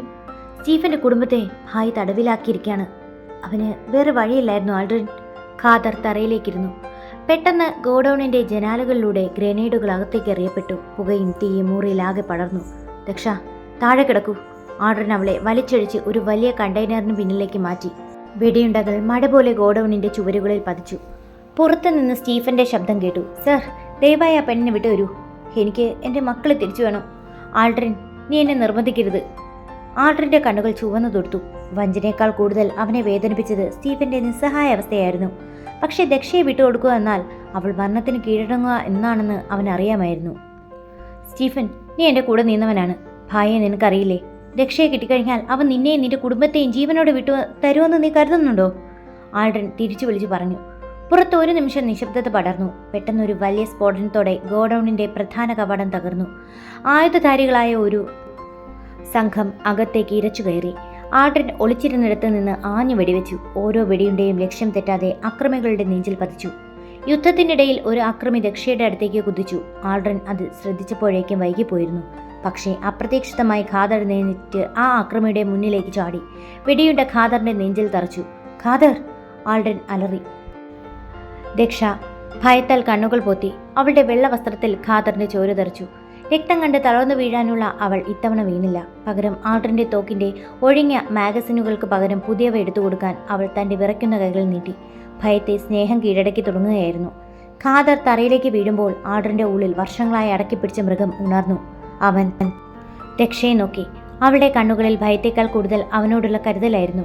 ഇവിടെ നിന്ന് മാറരുത്, ആൾഡ്രിൻ ദക്ഷയ്ക്ക് കർശനമായി നിർദ്ദേശം നൽകി. അവൻ 2 കൈകളിലും തോക്കുകളുമായി പുകപടലങ്ങൾക്കിടയിലൂടെ മുന്നോട്ട് നീങ്ങി. ഒരു യമരാജനെ പോലെ അവൻ അക്രമികൾക്ക് നേരെ പാഞ്ഞെടുത്തു. ലക്ഷ്യം തെറ്റാത്ത വെടിയുണ്ടകൾ ഓരോന്നായി ശത്രുക്കളുടെ ജീവനെടുത്തു. പെട്ടെന്ന് തകർന്ന വാതിലിന് മുന്നിൽ സ്റ്റീഫൻ പ്രത്യക്ഷപ്പെട്ടു. അവന്റെ കൈകൾ വിറയ്ക്കുന്നുണ്ടായിരുന്നു. തോക്ക് ആൾഡ്രിന് നേരെ നീട്ടിയിട്ടുണ്ടെങ്കിലും അവന്റെ കണ്ണുകളിൽ കണ്ണുനീർ നിറഞ്ഞിരുന്നു. സാർ, എന്നോട് ക്ഷമിക്കണം, എൻ്റെ കുഞ്ഞുങ്ങൾ അവർ ഭായിയുടെ കയ്യിലാണ്. സ്റ്റീഫൻ അലറിക്കരഞ്ഞു. ആൾഡ്രിൻ പതുക്കെ സ്റ്റീഫന്റെ അടുത്തേക്ക് നടന്നു. അവൻ തോക്ക് താഴ്ത്തിയില്ല. സ്റ്റീഫൻ, നീ എൻ്റെ കൂടെ നടന്ന 10 വർഷം എൻ്റെ നിഴലായിരുന്നു നീ. നിന്റെ മക്കൾ എൻ്റെയും മക്കളല്ലേ? നീ എന്തിനാണ് ഭായിയെ വിശ്വസിച്ചത്? അവൻ അവരെ കൊല്ലുമെന്ന് പറഞ്ഞു സാർ. ചതിക്കുന്നവനെ ഭായിക്ക് ആവശ്യമില്ല സ്റ്റീഫൻ. നീ എന്നെ കൊന്നാലും നിന്റെ കുടുംബത്തെ അവൻ ബാക്കി വെക്കില്ല. ആൾഡ്രിൻ തൻ്റെ ഫോൺ എടുത്ത് സ്പീക്കർ ഓൺ ചെയ്തു. മറുതലക്കിൽ നിന്ന് ഒരു മന്ദഹാസം കേട്ടു. ഭായിയായിരുന്നു അത്. ആൾഡ്രിൻ, നീ വൈകിപ്പോയി. സ്റ്റീഫൻ നിന്നെ കൊല്ലാൻ മടിക്കുന്നത് കൊണ്ട് ഞാൻ അവൻ്റെ കുടുംബത്തെ വിട്ടയച്ചു പരലോകത്തേക്ക്. സ്റ്റീഫന്റെ കയ്യിൽ നിന്ന് തോക്ക് നിലത്ത് വീണു. അവന്റെ ലോകം നിശ്ചലമായി. ഭായിയുടെ പൊട്ടിച്ചിരി ഫോണിലൂടെ മുഴുകിക്കൊണ്ടിരുന്നു. ആൾഡ്രിൻ, നിന്നെ ഞാൻ നരകിപ്പിക്കും. ആ പെണ്ണിനെ ഞാൻ എൻ്റെ കാൽക്കീഴിൽ കൊണ്ടുവരും. ഭായ് ഫോൺ കട്ട് ചെയ്തു. സ്റ്റീഫൻ ഒരു ഭ്രാന്തനെ പോലെ ആക്രോശിച്ചുകൊണ്ട് പുറത്തേക്ക് ഓടാൻ ശ്രമിച്ചു. പക്ഷേ പുറത്ത് പതുങ്ങിയിരുന്ന ഭായിയുടെ സ്നൈപ്പർമാർ ഒഴിഞ്ഞു മാറിയില്ല. സ്റ്റീഫന്റെ നെഞ്ചിലേക്ക് വെടിയുണ്ടകൾ തറച്ചു കയറി. സ്റ്റീഫൻ! ആൾഡ്രിൻ അവനെ പിടിക്കാൻ ഓടിയെത്തിയപ്പോഴേക്കും എല്ലാം കഴിഞ്ഞിരുന്നു. സ്റ്റീഫൻ ആൾഡ്രിന്റെ കൈകളിൽ കിടന്ന് അവസാനമായി ഒന്ന് ചിരിക്കാൻ ശ്രമിച്ചു. സർ, അവനെ വെറുതെ വിടരുത്. ആ മോളെ രക്ഷയെ രക്ഷിക്കണം. അവന്റെ കൈകൾ അയഞ്ഞു. ആൾഡ്രിൻ തന്റെ ജീവിതത്തിലെ ഏറ്റവും വിശ്വസ്തനായ സുഹൃത്തിന്റെ മൃതദേഹത്തിന് മുന്നിൽ തകർന്നു നിന്നു. പുകമറയ്ക്കുള്ളിൽ നിന്ന് ദക്ഷ ഓടി വന്നു. അവൾ കണ്ടത് ചോരയിൽ കുളിച്ചു കിടക്കുന്ന സ്റ്റീഫനെയാണ്. അവൾക്ക് ശ്വാസം മുട്ടുന്നത് പോലെ തോന്നി. പക്ഷേ ആൾഡ്രിന്റെ മുഖത്തെ ആ ഭീകരമായ ഭാവം അവളെ ഭയപ്പെടുത്തി. ദുഃഖത്തേക്കാൾ വലിയൊരു പ്രതികാരം ആ മുഖത്ത് കത്തുന്നുണ്ടായിരുന്നു. നമുക്ക് പോണം ദക്ഷ, ഇനി ഒളിച്ചിരുന്നിട്ട് കാര്യമില്ല. സിംഹം അതിൻ്റെ മടയിൽ നിന്ന് പുറത്തിറങ്ങാൻ സമയമായി. ആൾഡ്രിൻ സ്റ്റീഫന്റെ കണ്ണുകൾ പതുക്കെ അടച്ചു. എന്നിട്ട് ദക്ഷയുടെ കൈ മുറുകെ പിടിച്ചു. അവൻ ആ ഗോഡൌണിന് തീയിട്ടു. സ്റ്റീഫന്റെയും ഖാദറിന്റെയും മൃതദേഹങ്ങൾ ആ തീയിൽ ശുദ്ധീകരിക്കപ്പെടട്ടെ എന്ന് അവൻ കരുതി. കത്തിയമരുന്ന ഗോഡൌണിന്റെ പശ്ചാത്തലത്തിൽ ആൾഡ്രിനും ദക്ഷയും നഗരത്തിന്റെ ഹൃദയത്തിലേക്ക് തിരിച്ചു. ഭായിയുടെ സാമ്രാജ്യം തകർക്കാൻ ഉറച്ച തീരുമാനത്തോടെ കത്തിയമരുന്ന ഗോഡൌണിന്റെ വെളിച്ചം പിന്നിൽ മറഞ്ഞു. ആൾഡ്രിന്റെ വണ്ടി നഗരത്തിന്റെ വിജനമായ റോഡുകളിലൂടെ മിന്നൽ വേഗത്തിൽ കുതിച്ചു. ആൾഡ്രിന്റെ കണ്ണുകൾ റോഡിലായിരുന്നില്ല, പകരം ഉള്ളിലെരിയുന്ന പ്രതികാരത്തിലായിരുന്നു. തന്റെ വിശ്വസ്തരുടെ ചോര വീണ മണ്ണിൽ നിന്ന് അവൻ പുതിയൊരു ശബ്ദം എടുത്തിരുന്നു. അരികിലിരുന്ന ദക്ഷ തളർന്നു പോയിരുന്നു. അവളുടെ വെള്ള ഉടയാടയിൽ സ്റ്റീഫന്റെയും ഖാദറിന്റെയും ചോരപ്പാടുകൾ ഉണങ്ങി പിടിച്ചിരിക്കുന്നു. ആൾഡ്രിൻ, നമുക്ക് പോലീസിൽ അറിയിച്ചൂടെ? ഇതിങ്ങനെ തുടർന്നാൽ? ദക്ഷയുടെ ശബ്ദം ഇടറി. ആൾഡ്രിൻ വണ്ടി പെട്ടെന്ന് സഡൻ ബ്രേക്കിട്ടു നിർത്തി. അവൻ അവളുടെ നേരെ തിരിഞ്ഞു. അവന്റെ നോട്ടം കണ്ട് ദക്ഷ ഒന്ന് പിന്നോട്ട് മാറി. പോലീസോ? ഭായിയുടെ ശമ്പളം പറ്റുന്ന പോലീസുകാരാണോ എന്നെ രക്ഷിക്കാൻ പോകുന്നത്? നിയമം എന്നത് എനിക്കൊരു ചിലന്തി വല പോലെയാണ് ദക്ഷ. എനിക്കതിൽ കുടുങ്ങാൻ കഴിയില്ല. എനിക്ക് എൻ്റെ രീതികളുണ്ട്. അവൻ അവളുടെ കൈകൾ മെല്ലെ എടുത്ത്. ആ കൈകൾ ഇപ്പോഴും വിറയ്ക്കുന്നുണ്ടായിരുന്നു. നീ കണ്ടത് മരണങ്ങൾ മാത്രമാണ്, പക്ഷെ ഞാൻ കണ്ടത് എന്നെ സ്നേഹിച്ചവരുടെ ശവശരീരങ്ങളാണ്. ഭായിയെ ഞാൻ കൊല്ലില്ല, അവനെ ഞാൻ നരകിപ്പിക്കും. അവർ നഗരത്തിലെ ഒരു ആഡംബര ഹോട്ടലിന്റെ ഭൂഗർഭ പാർക്കിങ്ങിൽ വണ്ടി നിർത്തി. അവിടെ ആൾഡ്രിന്റെ മറ്റൊരു വിശ്വസ്തൻ റോക്കി അവർക്കായി കാത്തു നിൽക്കുന്നുണ്ടായിരുന്നു. സർ, എല്ലാം റെഡിയാണ്. ഭായ് ഇപ്പോൾ അവൻ്റെ ക്ലബ് ഇന്ദ്രപ്രസ്ഥത്തിലുണ്ട്. അവിടെ വലിയൊരു പാർട്ടി നടക്കുകയാണ്. നഗരത്തിലെ VIP ഉണ്ട്. അവിടെ കയറി ആക്രമിക്കുക എന്നത് ആത്മഹത്യാപരമാണ്. റോക്കി മുന്നറിയിപ്പ് നൽകി. ആക്രമിക്കാനല്ല റോക്കി, നമ്മളവിടെ അതിഥികളായിട്ടാണ് പോകുന്നത്. ആൾഡ്രിൻ ഒരു വക്രബുദ്ധിയോടെ ചിരിച്ചു. അവൻ ദക്ഷയെ നോക്കി. ദക്ഷ, നീ ഒരു വലിയ വേഷപ്പകർച്ചയ്ക്ക് തയ്യാറാകണം. ആ അഗ്രഹാരത്തിലെ കുട്ടിയെ നീ ഇന്ന് മറക്കണം. നീ ഇന്ന് എൻ്റെ ശക്തിയാണ്. 1 മണിക്കൂറിന് ശേഷം ക്ലബ് ഇന്ദ്രപ്രസ്ഥയുടെ കവാടത്തിൽ ഒരു ആഡംബര ലിമോസിൽ വന്നു നിന്നു. കറുത്ത സ്യൂട്ടിൽ അതിമനോഹരമായി അണിഞ്ഞൊരുങ്ങിയ ആൾഡ്രിൻ പുറത്തിറങ്ങി. പിന്നാലെ കടും ചുവപ്പ് പട്ടുസാരിയിൽ കഴുത്തിൽ ഒരു ചെറിയ രക്തചന്ദന മാല മാത്രം അണിഞ്ഞ ദക്ഷ പുറത്തിറങ്ങി. ഭയം മറയ്ക്കാൻ അവൾ ആവതം ശ്രമിക്കുന്നുണ്ടായിരുന്നു. അവളുടെ നെറ്റിയിലെ ചന്ദനക്കുറി അപ്പോഴും മായാതെ നിന്നു. ക്ലബിലെ സംഗീതം പെട്ടെന്ന് നിലച്ചു. എല്ലാവരും വാതിൽക്കലേക്ക് നോക്കി. മരിച്ചുവെന്ന് കരുതിയ ആൾഡ്രിൻ, ആദം ജോൺ ജീവനോടെ തങ്ങൾക്കിടയിലേക്ക് നടന്നു വരുന്നു. ഭായ് മുകളിൽ നിലയിലെ VIP ഗ്ലാസ് റൂമിൽ ഇരിക്കുകയായിരുന്നു. ആൾഡ്രിനെ കണ്ടതും അയാളുടെ കയ്യിലിരുന്ന വൈൻ ഗ്ലാസ് നിലത്ത് വീണുടഞ്ഞു. ആൾഡ്രിന്റെ കൂടെ നിൽക്കുന്ന ആ പെൺകുട്ടിയെ കണ്ടപ്പോൾ ഭായിയുടെ ഉള്ളിൽ ഒരു മിന്നൽ പിണർപ്പാഞ്ഞു. ആൾഡ്രിൻ ഹാളിലെ മധ്യഭാഗത്ത് നിന്നു. അവനും ഗ്ലാസ് ഉയർത്തി എല്ലാവരെയും നോക്കി ഉറക്കെ പറഞ്ഞു, ഭായ്, നീ ഒളിച്ചിരിക്കുന്ന ചില്ലു കൊട്ടാരിൽ നിന്ന് ഞാൻ തകർത്തു. ഞാൻ വന്നത് നിന്നെ കൊല്ലാനല്ല, നിന്റെ ഈ സാമ്രാജ്യം ഈ പെണ്ണിന്റെ കാൽക്കീഴിൽ വയ്ക്കാൻ വേണ്ടിയാണ്. ഹാളിലാകെ നിശബ്ദത പടർന്നു. രക്ഷ ആൾഡ്രിന്റെ കയ്യിൽ മുറുക്കെ പിടിച്ചു. അവളുടെ കണ്ണുകളിൽ ഇപ്പോൾ ഭയമായിരുന്നില്ല, പകരം ആൾഡ്രിനോടുള്ള അടങ്ങാത്ത വിശ്വാസമായിരുന്നു. ആൾഡ്രിന്റെ വെല്ലുവിളി കേട്ടതും ക്ലബിലെ സുരക്ഷാ ഉദ്യോഗസ്ഥർ തോക്കുകളുമായി ചുറ്റും വളഞ്ഞു. സംഗീതം പൂർണ്ണമായി നിലച്ചു. മുകൾ നിലയിൽ നിന്ന് ഭായ് ഉച്ചത്തിൽ ചിരിച്ചു. ആ ചിരി ഹാളിലുടനീളം പ്രതിധ്വനിച്ചു. ആൾഡ്രിൻ, നീ ഒരു വിഡ്ഢിയാണ്. ഈ ചക്രവ്യൂഹത്തിനുള്ളിലേക്ക് നീ സ്വന്തം കാല് വെച്ച് കയറി വന്നിരിക്കുന്നു. പിന്നെ ഈ പെൺകുട്ടി ഇവിടെ എൻ്റെ കാൽ കീഴിൽ വയ്ക്കാൻ നിനക്ക് ഇത്ര ധൈര്യം വേണം? ഭായ് ഗ്ലാസ് ഭിത്തിക്ക് പിന്നിൽ നിന്ന് അലറി. ആൾഡ്രിൻ ദക്ഷയെ തന്റെ നെഞ്ചോട് ചേർത്ത് പിടിച്ചു. അവളുടെ കണ്ണുകളിലേക്ക് നോക്കി അവൻ പതുക്കെ മന്ത്രിച്ചു. കണ്ണുകൾ അടയ്ക്കരുത് ദക്ഷ, ഇത് നീ കാണണം. നീതി എങ്ങനെയാണ് നടപ്പിലാക്കുന്നതെന്ന് നീ കാണണം. പെട്ടെന്ന് ആൾഡ്രിൻ തന്റെ കോട്ടിനുള്ളിൽ ഒളിപ്പിച്ചിരിക്കുന്ന ഒരു ചെറിയ റിമോട്ട് അമർത്തി. ഭൂം! ക്ലബിന്റെ പ്രധാന വൈദ്യുതി ബന്ധം വിച്ഛേദിക്കപ്പെട്ടു. ഹാൾ പൂർണ്ണമായും ഇരുട്ടിലായി. തൊട്ടു പിന്നാലെ ക്ലബിന്റെ മുകൾ ഭാഗത്തെ വലിയ സ്ഫടിക മേൽക്കൂര തകർത്ത് റോക്കിയും സംഘവും ഉള്ളിലേക്ക് ചാടി വീണു. ഇരുട്ടിൽ തീപ്പൊരികൾ ചിതറി. ആൾഡ്രിൻ തന്റെ സൈലൻസർ ഘടിപ്പിച്ച തോക്കുമായി മുന്നോട്ട് നീങ്ങി. അവൻ ഓരോ ചുവട് വയ്ക്കുമ്പോഴും ഒരു ശത്രു വീണുകൊണ്ടിരുന്നു. ദക്ഷ അവന്റെ നിഴലായി കൂടെ നിന്നു. ആൾഡ്രിന്റെ ചലനങ്ങൾ ഒരു വേട്ടമൃഗത്തിൻ്റെതായിരുന്നു. കൃത്യവും മാരകവും. ഭായ്, ഒളിച്ചിരിക്കരുത്, ആൾഡ്രിൻ വിളിച്ചു പറഞ്ഞു. ഹാളിന്റെ ഒരു മൂലയിൽ നിന്ന് വെടിയുണ്ടകൾ പാഞ്ഞു വന്ന് ദക്ഷയെ ഒരു തൂണിന് പിന്നിലേക്ക് മാറ്റി നിർത്തി. ആൾഡ്രിൻ തിരിച്ചടിച്ചു. സ്ഫടികച്ചിലുകൾ ചിതറിത്തെറിച്ചു. അലർച്ചകളും വെടിയൊച്ചകളും കൊണ്ട് ആഡംബര ക്ലബ്ബ് ഒരു യുദ്ധഭൂമിയായി മാറി. ഭായ് തന്റെ സ്വകാര്യ ലിഫ്റ്റിലൂടെ രക്ഷപ്പെടാൻ ശ്രമിക്കുന്നത് ആൾഡ്രിൻ കണ്ടു. അവൻ തടയാൻ ശ്രമിച്ചെങ്കിലും 5 ഗുണ്ടകൾ അവനെ വളഞ്ഞു. ആൾഡ്രിൻ അവരുമായി മല്ലിടുമ്പോൾ ദക്ഷ കണ്ടു സിദ്ദീഖ് തോക്കുമായി അവളുടെ നേരെ പതുങ്ങി വരുന്നത്. ആൾഡ്രിൻ, സൂക്ഷിക്കൂ, ദക്ഷ അലറി. പക്ഷേ ആൾഡ്രിൻ ശത്രുക്കളുടെ പിടിയിലായിരുന്നു. സിദ്ദീഖ് ദക്ഷയുടെ മുടിയിൽ കുത്തിപ്പിടിച്ചു. ഇവിടെ തീർത്താൽ ആൾഡ്രിൻ തകരും. അവൻ അവളുടെ നെറ്റിയിലേക്ക് തോക്ക് ചൂണ്ടി. ദക്ഷയുടെ ഉള്ളിൽ ഭയം ഒരു നിമിഷം ആളിപ്പടർന്നു. പിന്നെ അത് നിശ്ചലമായി. അവളുടെ കയ്യിൽ ആൾഡ്രിൻ നേരത്തെ നൽകിയിരുന്ന ഒരു ചെറിയ പെൻ നൈഫ് ഉണ്ടായിരുന്നു. രക്തം കണ്ടാൽ പേടിയുള്ളവൾ എന്ന ലേബൽ അവൾ മനസ്സിൽ നിന്ന് വലിച്ചെറിഞ്ഞു. ഒരൊറ്റ നിമിഷം അവൾ സിദ്ദീഖിന്റെ കയ്യിൽ ആഞ്ഞു കടിച്ചു. അപ്രതീക്ഷിതമായ ആക്രമണത്തിൽ അവന്റെ ശ്രദ്ധ മാറിയപ്പോൾ അവൾ ആ കത്തി അവന്റെ തുടയിൽ ആഴ്ത്തിയിറക്കി. സിദ്ദീഖ് വേദന കൊണ്ട് നിലവിളിച്ചു. ആ തക്കത്തിന് ആൾഡ്രിൻ ഗുണ്ടകളെ തട്ടിമാറ്റി പാഞ്ഞെത്തി. ഒരു നിമിഷം പോലും വൈകിയില്ല. ആൾഡ്രിന്റെ തോക്കിൽ നിന്നുള്ള വെടിയുണ്ട സിദ്ദീഖിന്റെ തലയിൽ പതിച്ചു. ആൾഡ്രിൻ ദക്ഷയെ പിടിച്ച് എഴുന്നേൽപ്പിച്ചു. അവളുടെ മുഖത്ത് ചോരത്തുള്ളികൾ തെറിച്ചിരുന്നു. പക്ഷേ അവൾ ഇത്തവണ ബോധം കിട്ടില്ല. അവൾ അവനെ നോക്കി ഉറച്ച സ്വരത്തിൽ പറഞ്ഞു, അവൻ രക്ഷപ്പെടുന്നു ആൾഡ്രിൻ, ഭായിയെ വിടരുത്.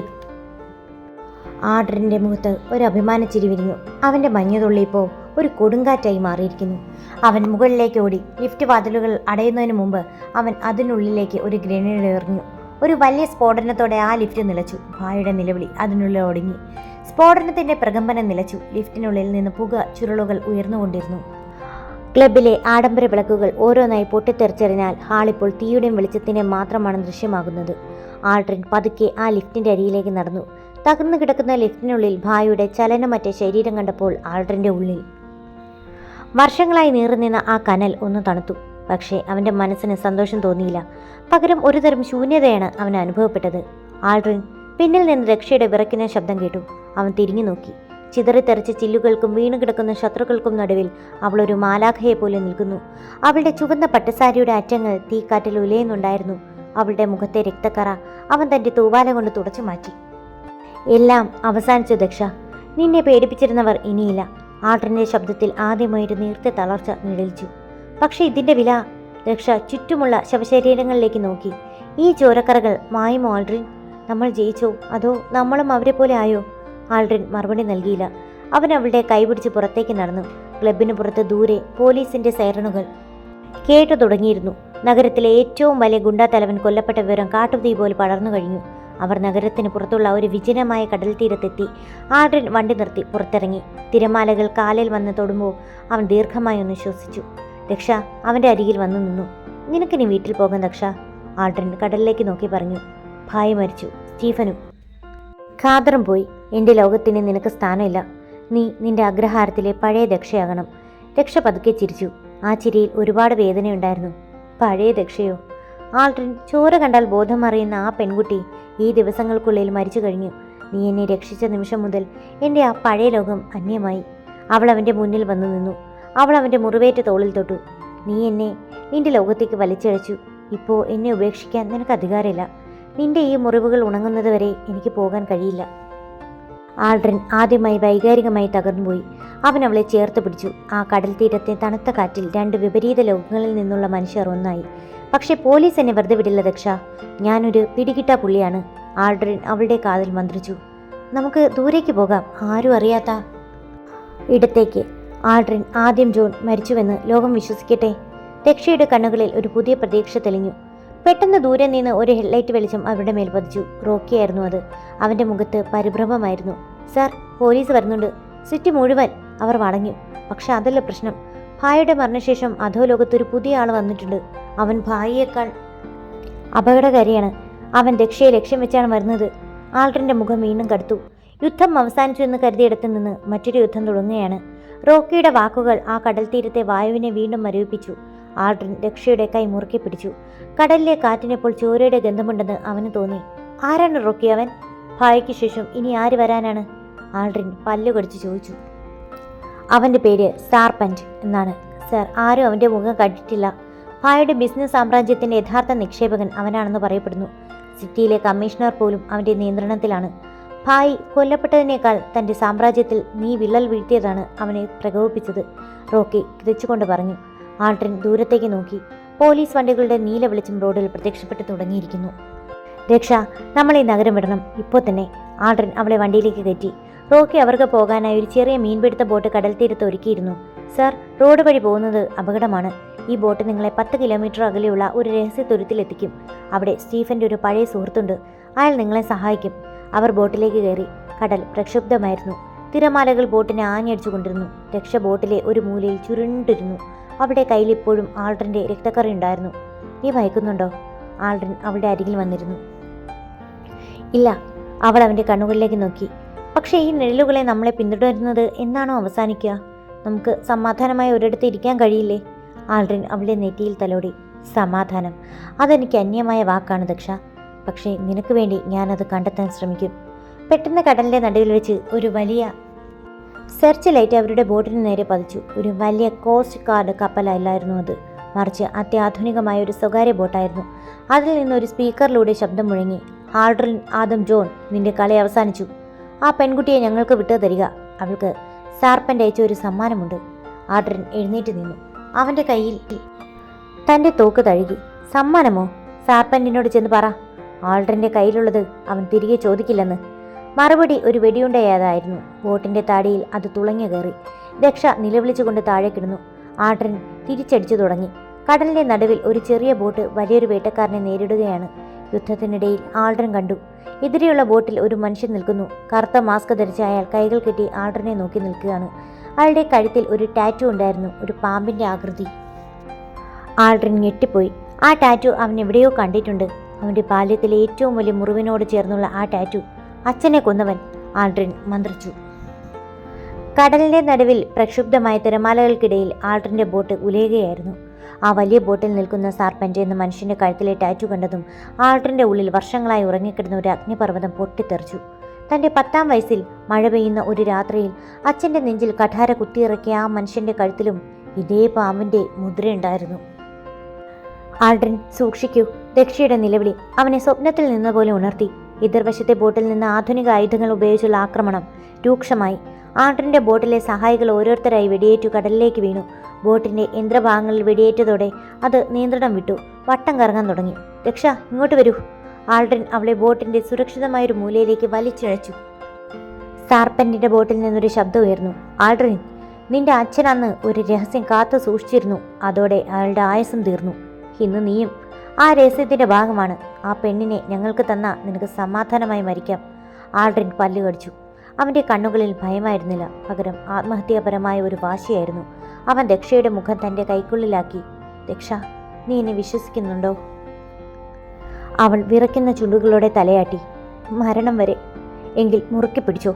ആൾഡ്രിൻ ബോട്ടിൻ്റെ എഞ്ചിൻ റൂമിലുണ്ടായിരുന്ന ഒരു ഡീസൽ ക്യാൻ തുറന്നു വിട്ടു. എന്നിട്ട് ബോട്ടിലുണ്ടായിരുന്ന അവസാനത്തെ ഗ്രനേഡിൻ്റെ പിൻവലിച്ചു. നമ്മൾ ചാടുകയാണ്. ആൾഡ്രിനും ദക്ഷയും ചേർത്ത് പിടിച്ച് കടലിൻ്റെ ആഴങ്ങളിലേക്ക് ചാടി. തൊട്ടു പിന്നാലെ ഒരു ഭീകരമായ സ്ഫോടനം നടന്നു. ആൾഡ്രിൻ്റെ ബോട്ട് ഒരു അഗ്നിഗോളമായി മാറി. സാർപെന്റിന്റെ ബോട്ടിന് നേരെ പാഞ്ഞു കയറി. ഇരുട്ടിൽ കടൽ വെള്ളം തീ പിടിച്ചതുപോലെ തോന്നി. മണിക്കൂറുകൾക്ക് ശേഷം ചുറ്റും കനത്ത മൂടൽ മഞ്ഞ്. കടൽ ശാന്തമായിരിക്കുന്നു. രക്ഷ കണ്ണു തുറക്കുമ്പോൾ താനൊരു മണൽപ്പരപ്പിൽ കിടക്കുകയാണെന്ന് തിരിച്ചറിഞ്ഞു. അവിടെ ഉടലാകെ മരവിച്ചിരിക്കുന്നു. ദൂരെ തിരമാലകൾ കരയെ തഴുകുന്നു. ആൾഡ്രിൻ, അവൾ ഉറക്കെ വിളിച്ചു. മറുപടിയില്ലായിരുന്നു. അവൾ വേച്ച് എഴുന്നേറ്റു. അല്പ അകലായി ആൾഡ്രിൻ കമഴ്ന്നു കിടക്കുന്നത് കണ്ടു. അവൾ ഓടിച്ചെന്ന് അവനെ മലർത്തിക്കിടത്തി. അവൻ്റെ തലയിൽ നിന്ന് രക്തം ഒലിക്കുന്നുണ്ടായിരുന്നു. Aldrin, please കണ്ണുറക്കൂ. അവൾ അവൻ്റെ നെഞ്ചിൽ കൈവച്ചു. ഹൃദയമെടുപ്പ് വളരെ പതുക്കെയാണ്. അവൾ ചുറ്റും നോക്കി. അതൊരു വിജനമായ തുരുത്തായിരുന്നു. ആൾതാമസമില്ലാത്ത കാട് പിടിച്ച ഒരിടം. ആ രാത്രിയുടെ തണുപ്പിൽ ഒരു കൊലപാതകയെ രക്ഷിക്കാൻ ആ അഗ്രഹാരത്തിലെ പെൺകുട്ടി തൻ്റെ സർവ്വശക്തിയും സംഭരിച്ചു. അവൾ അവനെ വലിച്ചടിച്ച് അടുത്തുള്ള ഒരു പാറയിടുക്കിലേക്ക് മാറ്റി. തൻ്റെ നനഞ്ഞ സാരിയുടെ അറ്റം കീറി അവൾ അവൻ്റെ മുറിവ് വെച്ചുകെട്ടി. തീയിടാൻ മാർഗമില്ലാത്തതിനാൽ അവൾ അവനെ ചേർത്ത് പിടിച്ച് സ്വന്തം ശരീരത്തിൻ്റെ ചൂട് നൽകി. ആ നിമിഷം അവൾക്ക് അവൻ അധോലോക നായകനായിരുന്നില്ല, മറിച്ച് തൻ്റെ സംരക്ഷകനും തൻ്റെ പ്രാണനുമായിരുന്നു. നേരം പുലരാൻ തുടങ്ങിയപ്പോൾ ആൾഡ്രിൻ പതുക്കെ കണ്ണു തുറന്നു. തൻ്റെ നെഞ്ചിൽ തല ചായ്ച്ചിറങ്ങുന്ന ദക്ഷയെ അവൻ അത്ഭുതത്തോടെ നോക്കി. അവൻ്റെ കൈകൾ പതുക്കെ അവളുടെ തലയിൽ തലോടി. ദക്ഷ! അവൾ ഞെട്ടിയുണർന്നു. ആൾഡ്രിൻ, നിങ്ങൾക്ക് ബോധം വന്നോ? നീ എന്നെ വീണ്ടും രക്ഷിച്ചു. അവൻ വേദനയോടെ പുഞ്ചിരിച്ചു. പക്ഷേ സാർപെന്റ്, അവൻ നമ്മളെ തിരഞ്ഞു വരും. അവൻ അന്ന് എൻ്റെ അച്ഛനെ കൊന്നത് വെറുതെയല്ല. എൻ്റെ അച്ഛൻ്റെ കയ്യിലുണ്ടായിരുന്ന ആ രക്തചന്ദനത്തിൻ്റെ താക്കോൽ അവന് വേണം. രക്തചന്ദനത്തിൻ്റെ താക്കോലോ? ദക്ഷ അമ്പരന്നു. അതെ, അഗ്രഹാരത്തിലെ പഴയ ക്ഷേത്രത്തോട് ചേർന്ന് എൻ്റെ കുടുംബം കാത്തു സൂക്ഷിച്ചിരുന്ന ഒരു വലിയ നിധിശേഖരമുണ്ട്. അതിൻ്റെ രഹസ്യം എൻ്റെ രക്തത്തിൽ മാത്രമാണുള്ളത്. നിന്നെ അവർ ലക്ഷ്യം വെക്കുന്നത് ആ രഹസ്യം എന്നിൽ നിന്ന് പുറത്തെടുക്കാനാണ്. അജ്ഞാതമായ ആ തുരുത്തിലിരുന്നു കൊണ്ട് ആൾഡ്രിൻ തൻ്റെ വംശത്തിൻ്റെ വലിയൊരു രഹസ്യം വെളിപ്പെടുത്തുമ്പോൾ കാടിനുള്ളിൽ നിന്ന് ചില പടയൊച്ചകൾ കേട്ടു തുടങ്ങി. ആ വിജനമായ തുരുത്തിലെ കാട്ടുചെടികൾക്കിടയിൽ നിന്ന് കേട്ട ശബ്ദം ആൾഡ്രിനെ ജാഗരൂകനാക്കി. അവൻ പതുക്കെ എഴുന്നേൽക്കാൻ ശ്രമിച്ചു. പക്ഷേ മുറിവേറ്റ ശരീരം അവനെ അനുവദിച്ചില്ല. രക്ഷ അവനെ താങ്ങി പിടിച്ചു. സൂക്ഷിക്കൂ, അവർ ഇവിടെ എത്തിയോ? രക്ഷ ഭയത്തോടെ ചോദിച്ചു. കാടിനുള്ളിൽ നിന്ന് പുറത്തേക്ക് വന്നത് പക്ഷേ ശത്രുക്കളായിരുന്നില്ല. മുഷിങ്ങിയ വസ്ത്രം ധരിച്ച് കയ്യിലൊരു പഴയ വേട്ടത്തോക്കുമായി നിൽക്കുന്ന പ്രായമായ ഒരു മനുഷ്യനായിരുന്നു അത്. ആൾഡ്രിനെ കണ്ടതും അയാളുടെ കണ്ണുകളിൽ തിരിച്ചറിവിൻ്റെ തിളക്കം മിന്നി. ആൽബർട്ട് സാറിൻ്റെ മകൻ ആൾഡ്രിൻ. ആ വൃദ്ധൻ വിറയ്ക്കുന്ന ശബ്ദത്തിൽ വിളിച്ചു. മാത്യൂസ് ചേട്ടാ! ആൾഡ്രിൻ്റെ മുഖത്ത് അത്ഭുതം വിരിഞ്ഞു. നിങ്ങൾ ഇത്രയും കാലം ഈ തുരുത്തിലായിരുന്നു? ആൾഡ്രിൻ്റെ അച്ഛൻ ആൽബർട്ടിൻ്റെ വിശ്വസ്തനായ ബോട്ട് ഡ്രൈവറായിരുന്നു മാത്യൂസ്. വർഷങ്ങൾക്ക് മുമ്പ് ആൽബർട്ട് കൊല്ലപ്പെട്ട അന്ന് മാത്യൂസും കൊല്ലപ്പെട്ടു എന്നാണ് എല്ലാവരും കരുതിയിരുന്നത്.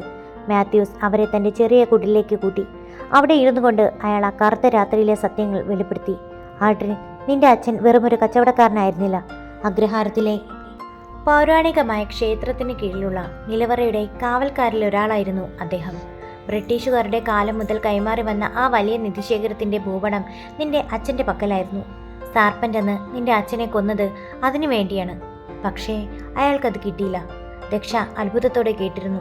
തൻ്റെ ശാന്തമായ അഗ്രഹാരത്തിന് താഴെ ഇത്രയും വലിയ രഹസ്യം ഒളിഞ്ഞിരിപ്പെട്ടെന്ന് അവൾ സ്വപ്നത്തിൽ പോലും കരുതിയിരുന്നില്ല. ആ ഭൂപടം എവിടെയുണ്ട് മാത്യൂസ് ഏട്ടാ? ആൾഡ്രിൻ ചോദിച്ചു.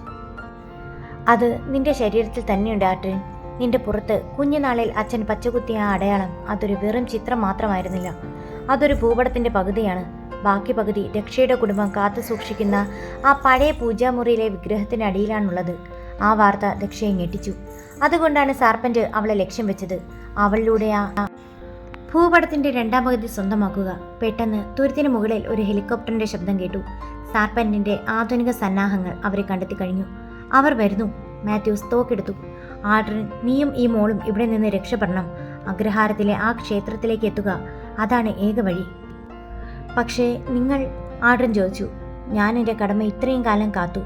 ഇനി നീ നിന്റെ അച്ഛൻ്റെ ആത്മാവിന് ശാന്തി നൽകണം. പോകൂ. ആൾഡ്രിൻ ദക്ഷയുടെ കൈപിടിച്ച് കാടിനുള്ളിലൂടെ ഓടി. പിന്നെ ഹെലികോപ്റ്ററിൽ നിന്നുള്ള മെഷീൻ ഗൺ വെടിയേച്ചുകൾ തുരുത്തിനെ വിറപ്പിച്ചു. ആൾഡ്രിനും ദക്ഷയും വീണ്ടും മരണത്തിൻ്റെ നിഴലിൽ. പക്ഷേ ഇത്തവണ ലക്ഷ്യം വ്യക്തമായിരുന്നു. സ്വന്തം വേരുകളിലേക്ക്, അഗ്രഹാരത്തിലെ ആ പഴയ മണ്ണിലേക്ക്. തുരുത്തിൽ നിന്ന് ഒരു ചെറിയ മോട്ടോർ ബോട്ടിൽ അതിസാഹസികമായാണ് ആൾഡ്രിനും ദക്ഷയും തീരത്തെത്തിയത്. നേരം വെളുക്കുന്നതിന് മുമ്പ് തന്നെ അവർ അഗ്രഹാരത്തിൻ്റെ അതിർത്തിയിൽ എത്തിച്ചേർന്നു. മഞ്ഞു വീണു കിടക്കുന്ന ആ പഴയ വീഥികൾക്കിപ്പോൾ ഒരു മരണ നിശബ്ദതയായിരുന്നു. എൻ്റെ വീട്. ദക്ഷ ദൂരെ നിന്ന് തൻ്റെ പഴയ തറവാട് കണ്ടപ്പോൾ വിതുമ്പി. അഗ്രഹാരത്തിലെ തെരുവ് വിളക്കുകൾ മങ്ങിയ വെളിച്ചം തൂകി. ആൾഡ്രിൻ തൻ്റെ വേദന കടിച്ചമർത്തി തോക്ക് മുറുകെ പിടിച്ചു. സാർപെന്റിൻ്റെ ആൾക്കാർ അവിടെ ഉണ്ടാകുമെന്ന് അവന് ഉറപ്പായിരുന്നു. അവർ രഹസ്യമായി ദക്ഷയുടെ വീടിന് പിൻവാതിൽ വഴി അകത്ത് കയറി. വീട് ശൂന്യമായിരുന്നു. ദക്ഷയുടെ മുത്തശ്ശിയെ പോലീസ് സംരക്ഷണത്തിനായി മാറ്റിയിരിക്കുകയാണെന്ന് മേശപ്പുറത്തിരിക്കുന്ന ഒരു കുറിപ്പിൽ നിന്ന് അവർ മനസ്സിലാക്കി. വേഗം ദക്ഷ, ആ വിഗ്രഹം എവിടെയാണ്? ആഡ്രിൻ തിരക്കുകൂട്ടി. പൂജാമുറിയിലെ വിളക്കിന്റെ നേർത്ത വെളിച്ചത്തിൽ വർഷങ്ങളായി താൻ തൊഴുതു വണങ്ങിയ ആ കൃഷ്ണവിഗ്രഹത്തിനു മുന്നിൽ ദക്ഷ നിന്നു. വിറയ്ക്കുന്ന കൈകളോടെ അവൾ ആ പീഠം പതുക്കെ നീക്കി. മാത്യൂസ് പറഞ്ഞതുപോലെ വിഗ്രഹത്തിന്റെ താഴെ പിച്ചളയിൽ തീർത്ത ഒരു ചെറിയ പെട്ടി ഒളിപ്പിച്ചു വെച്ചിരുന്നു. അതൊരു പഴയ ചെമ്പ് തൈടായിരുന്നു. ആഡ്രിൻ തന്റെ ഷർട്ട് പതുക്കെ നീക്കി. അവന്റെ മുതുകിൽ പച്ചകുത്തിയ ആ നിഗൂഢമായ രൂപത്തോട് ആ ചെമ്പ് തകിട് ചേർത്ത് വെച്ചപ്പോൾ അഗ്രഹാരത്തിലെ ക്ഷേത്ര നിലവറയിലേക്കുള്ള കൃത്യമായ വഴി തെളിഞ്ഞു വന്നു. ഇത് തന്നെയാണ് ആ രഹസ്യം. ആഡ്രിന്റെ കണ്ണുകളിൽ ഒരു പുതിയ തിളക്കം മിന്നി. പെട്ടെന്ന് വീടിന്റെ മുൻവാതിൽ തകർത്തുകൊണ്ട് സാർപ്പന്റ് അകത്തേക്ക് കയറി. അവന്റെ കൂടെ 20ഓളം ആയുധധാരികളായ ഗുണ്ടകളുണ്ടായിരുന്നു. സാർപ്പന്റ് തന്റെ മാസ്ക് മാറ്റി ക്രൂരമായ ഒരു ചിരിയോടെ അവൻ ആഡ്രിനെ നോക്കി. ആഡ്രിൻ, നിന്റെ അച്ഛൻ ആൽബർട്ട് നൽകാൻ വിസമ്മതിച്ച ആ നിധി ഇന്ന് നീ എനിക്ക് നൽകും. ഈ പെണ്ണിന്റെ ജീവൻ വേണോ അതോ ആ നിധി വേണോ എന്ന് നിനക്ക് തീരുമാനിക്കാം. സാർപ്പന്റിന്റെ തോക്ക് ദക്ഷയുടെ നെറ്റിക്ക് നേരെ നീണ്ടു. അവളെ വിട്ടേക്ക് സാർപ്പന്റ്, നിനക്ക് വേണ്ടത് ഇതാണല്ലോ. ആഡ്രിൻ ആ ചെമ്പ് തകിട് ഉയർത്തിക്കാട്ടി. ആ തകിട് ഇങ്ങെടുക്കുന്ന സിദ്ദീഖ്, സാർപ്പന്റ് ആജ്ഞാപിച്ചു. സിദ്ദീഖ് നേരത്തെ കൊല്ലപ്പെട്ടുവെന്ന് കരുതിയെങ്കിലും അവൻ മുറിവേറ്റ നിലയിൽ രക്ഷപ്പെട്ടിരുന്നു. ആഡ്രിൻ ഒരു നിമിഷം ദക്ഷയെ നോക്കി. അവളുടെ കണ്ണുകളിൽ ചെയ്യരുത് എന്ന അപേക്ഷയായിരുന്നു. പക്ഷേ ആഡ്രിൻ ആ തകിട് നിലത്തെറിഞ്ഞു. ശത്രുക്കളുടെ ശ്രദ്ധ അതിലേക്ക് മാറിയ നിമിഷം ആഡ്രിൻ പൂജാമുറിയിലെ വലിയ എണ്ണവിളക്ക് നിലത്തേക്ക് തള്ളിയിട്ടു. തറയിൽ പരന്ന എണ്ണയിൽ തീ പടർന്നു. പുകമറയ്ക്കിടയിലൂടെ ആഡ്രിൻ ദക്ഷയും വലിച്ചുകൊണ്ട് ക്ഷേത്രത്തിന്റെ രഹസ്യ തുരങ്കത്തിലേക്ക് ചാടി. പിടിക്കവനെ! സാർപ്പന്റ് അലറി. അഗ്രഹാരത്തിലെ ആ പഴയ ക്ഷേത്രത്തിനുള്ളിൽ 1000 വർഷത്തെ രഹസ്യങ്ങൾ ഉറങ്ങുന്ന നിലവറയിൽ വേട്ടക്കാരനും ഇരയും തമ്മിലുള്ള അവസാന പോരാട്ടം തുടങ്ങുകയായിരുന്നു. ക്ഷേത്രത്തിന്റെ ഗർഭഗൃഹത്തോട് ചേർന്നുള്ള രഹസ്യ കവാടത്തിലൂടെ അവർ താഴേക്കിറങ്ങി. കരിങ്കല്ലിൽ തീർത്ത ഇടുങ്ങിയ പടികൾ, ചുമരുകളിൽ പായൽ പിടിച്ച മണം. ദക്ഷ ആഡ്രിന്റെ കൈകളിൽ മുറുക്കി പിടിച്ചു. മുകളിൽ നിന്ന് സാർപ്പന്റിന്റെയും സംഘത്തിന്റെയും മലർച്ചകളും വെടിയുച്ചകളും കേൾക്കാം. താഴെ എത്തിയപ്പോൾ അവർ കണ്ടത് വിസ്മയിക്കുന്ന ഒരു കാഴ്ചയായിരുന്നു. നൂറ്റാണ്ടുകൾ പഴക്കമുള്ള ഒരു വലിയ ഹാൾ. അതിന്റെ മധ്യത്തിൽ കൂറ്റൻ കരിങ്കൽ തൂണുകൾ. ഓരോ തൂണിലും പുരാതനമായ ലിപികൾ കൊത്തിവെച്ചിട്ടുണ്ട്. ഹാളിലെ വായുവിന് ഒരു പ്രത്യേകതരം സുഗന്ധമായിരുന്നു. ആഡ്രിൻ, അവിടെ നോക്കൂ, ദക്ഷ ചൂണ്ടിക്കാണിച്ചു. ഹാളിന്റെ അറ്റത്ത് രത്നങ്ങൾ പതിപ്പിച്ച ഒരു കൂറ്റൻ വാതിൽ. അതിനു മുന്നിൽ 2 സർപ്പങ്ങളുടെ ശില്പങ്ങൾ കാവൽ നിൽക്കുന്നു. ആ വാതിലിന്റെ നടുവിൽ ഒരു ചെറിയ ദ്വാരമുണ്ട്. ഇതാണ് എൻ്റെ അച്ഛൻ പറഞ്ഞ ആ രഹസ്യം. ആൽബർട്ട് ആദം ജോണിന്റെ രക്തത്തിന് മാത്രമേ ആ വാതിൽ തുറക്കാൻ കഴിയൂ. ആഡ്രിൻ തന്റെ കയ്യിലുണ്ടായിരുന്ന ചെറിയ കഠാര കൊണ്ട് സ്വന്തം ഉള്ളംകൈ മുറിച്ചു. അവൻ ആ രക്തം വാതിലിന്റെ ദ്വാരത്തിലേക്ക് ഒഴിച്ചു. അത്ഭുതമെന്ന് പറയട്ടെ, ഭീമമായ യന്ത്രങ്ങൾ കറങ്ങുന്ന ശബ്ദത്തോടെ ആ കരിങ്കൽ വാതിൽ പതുക്കെ തുറന്നു. ഉള്ളിൽ നിന്ന് സ്വർണത്തിന്റെ തിളക്കം പുറത്തേക്ക് ചിതറി. പക്ഷേ ആ സന്തോഷം അധിക നേരം നീണ്ടു നിന്നില്ല. ഗംഭീരം ആഡ്രിൻ, നീ നിന്റെ ജോലി ഭംഗിയായി പൂർത്തിയാക്കി. പിന്നിൽ നിന്ന് സാർപ്പന്റിന്റെ പരുക്ക ശബ്ദം മുഴങ്ങി. സാർപ്പന്റും അവന്റെ ആൾക്കാരും തോക്കുകളുമായി അവൾക്ക് പിന്നിൽ എത്തിക്കഴിഞ്ഞു. സ്വർണത്തിന്റെ തിളക്കം കണ്ട സാർപ്പന്റിന്റെ കണ്ണുകളിൽ ആർത്തി ജ്വലിച്ചു. അവൻ ആഡ്രിനെ തട്ടിമാറ്റി അകത്തേക്ക് ഓടിക്കയറാൻ ശ്രമിച്ചു. സൂക്ഷിക്കൂ, ഇത് ഒരു ചതികുഴിയാണ്, ആഡ്രിൻ മുന്നറിയിപ്പ് നൽകി. പക്ഷേ സാർപ്പന്റ് കേട്ടില്ല. അവൻ നിലവറയുടെ മധ്യത്തിലെ സ്വർണ്ണക്കട്ടികളിൽ തൊട്ടതും ഹാളിലാകെ ഒരു വലിയ വിറയൽ അനുഭവപ്പെട്ടു. ചുവരുകളിൽ നിന്ന് അമ്പുപോലെ മൂർച്ചയുള്ള ലോഹ കഷ്ണങ്ങൾ പുറത്തേക്ക് തെറിച്ചു. സാർപ്പന്റിന്റെ കൂടെയുണ്ടായിരുന്ന ഗുണ്ടകൾ ഓരോരുത്തരായി നിലംപതിച്ചു. രക്ഷ, കുനിഞ്ഞിരിക്കൂ! ആഡ്രിൻ അവളെ ഒരു തൂണിന് പിന്നിലേക്ക് മാറ്റി. സാർപ്പന്റ് മുറിവേറ്റ സിംഹത്തെപ്പോലെ ആഡ്രിനെ നേരെ തിരിഞ്ഞു. നീ ഇത് മനഃപൂർവ്വം ചെയ്തതാണ്. ഈ നിധി എനിക്കുള്ളതാണ്. അവൻ ആഡ്രിനെ നേരെ ചാടി വീണു. അവിടെ ഒരു മല്ലയുദ്ധം തന്നെ നടന്നു. ആഡ്രിന്റെ മുറിവേറ്റ തോളിൽ സാർപ്പന്റ് ആഞ്ഞടിച്ചു. വേദന കൊണ്ട് പുളഞ്ഞെങ്കിലും ആഡ്രിൻ വിട്ടുകൊടുത്തില്ല. അവൻ സാർപ്പന്റിന്റെ കഴുത്തിലെ ആ പാമ്പ് ടാറ്റുവിൽ കുത്തിപ്പിടിച്ചു. ഇത് എൻ്റെ അച്ഛന് വേണ്ടി. ആഡ്രിൻ തന്റെ സർവ്വശക്തിയെടുത്ത് സാർപ്പന്റിനെ നിലവറയുടെ ആഴത്തിലുള്ള ഒരു കുഴിയിലേക്ക് തള്ളിയിട്ടു. സാർപ്പന്റിന്റെ നിലവിളി ആ നിലവറയിൽ പ്രതിധ്വനിച്ചു. പെട്ടെന്ന് നിലവറയുടെ മേൽക്കൂര തകരാൻ തുടങ്ങി. വർഷങ്ങളായി അടച്ചിട്ടിരുന്ന ആ സ്ഥലം സ്ഫോടനങ്ങളിലും പ്രകമ്പനങ്ങളിലും തകർന്നടിയുകയാണ്. ആഡ്രിൻ, നമുക്ക് പോണം, ഇവിടെ തകരാൻ പോകുന്നു, ദക്ഷ അവനെ വിളിച്ചു. ആഡ്രിൻ സ്വർണത്തിന്റെ ഒരു കഷ്ണം പോലും തൊട്ടില്ല. അവൻ ദക്ഷയുടെ കൈ പിടിച്ച് ആ തുരങ്കത്തിലൂടെ മുകളിലേക്ക് ഓടി. അവർ പുറത്തെത്തിയതും ക്ഷേത്രത്തിന്റെ ആ പഴയ ഭാഗം വലിയൊരു ശബ്ദത്തോടെ മണ്ണിലേക്ക് ഇടിഞ്ഞു താഴ്ന്നു. നേരം പുലരുകയായിരുന്നു. അഗ്രഹാരത്തിലെ മഞ്ഞുകണങ്ങളിൽ സൂര്യപ്രകാശം തട്ടിത്തിളങ്ങി. ആഡ്രിനും ദക്ഷയും തളർന്ന് ആ കുന്നിൻ മുകളിലിരുന്നു. ദൂരെ നിന്ന് പോലീസിന്റെയും ആംബുലൻസിന്റെയും സൈറണുകൾ കേൾക്കാം. ആഡ്രിൻ ദക്ഷയെ നോക്കി പതുക്കെ പുഞ്ചിരിച്ചു. ഇനി ആരും ഈ രഹസ്യത്തിന് പിന്നാലെ വരില്ല. എല്ലാം മണ്ണടിഞ്ഞു. നമ്മളും, ദക്ഷ ചോദിച്ചു. നമ്മളിനി ജീവിക്കും ദക്ഷ. ആർക്കും അറിയാത്ത ദൂരെയുള്ള ആ തുരുത്തിൽ ഒരു പുതിയ പേരിൽ പുതിയ മനുഷ്യരായി. അവൻ അവളുടെ കൈ കോർത്തു പിടിച്ചു. മഞ്ഞ് വീണ ആ പ്രഭാതത്തിൽ ചോരയുടെയും കണ്ണുനീരിൻ്റെയും കഥ അവസാനിക്കുകയായിരുന്നു. ഒരു പുതിയ ജീവിതത്തിൻ്റെ തുടക്കം പോലെ. പൂർണ്ണം. കഥ ഇഷ്ടമായാൽ ലൈക്ക് ചെയ്യാനും ഷെയർ ചെയ്യാനും സബ്സ്ക്രൈബ് ചെയ്യാനും മറക്കല്ലേ. Thanks for watching.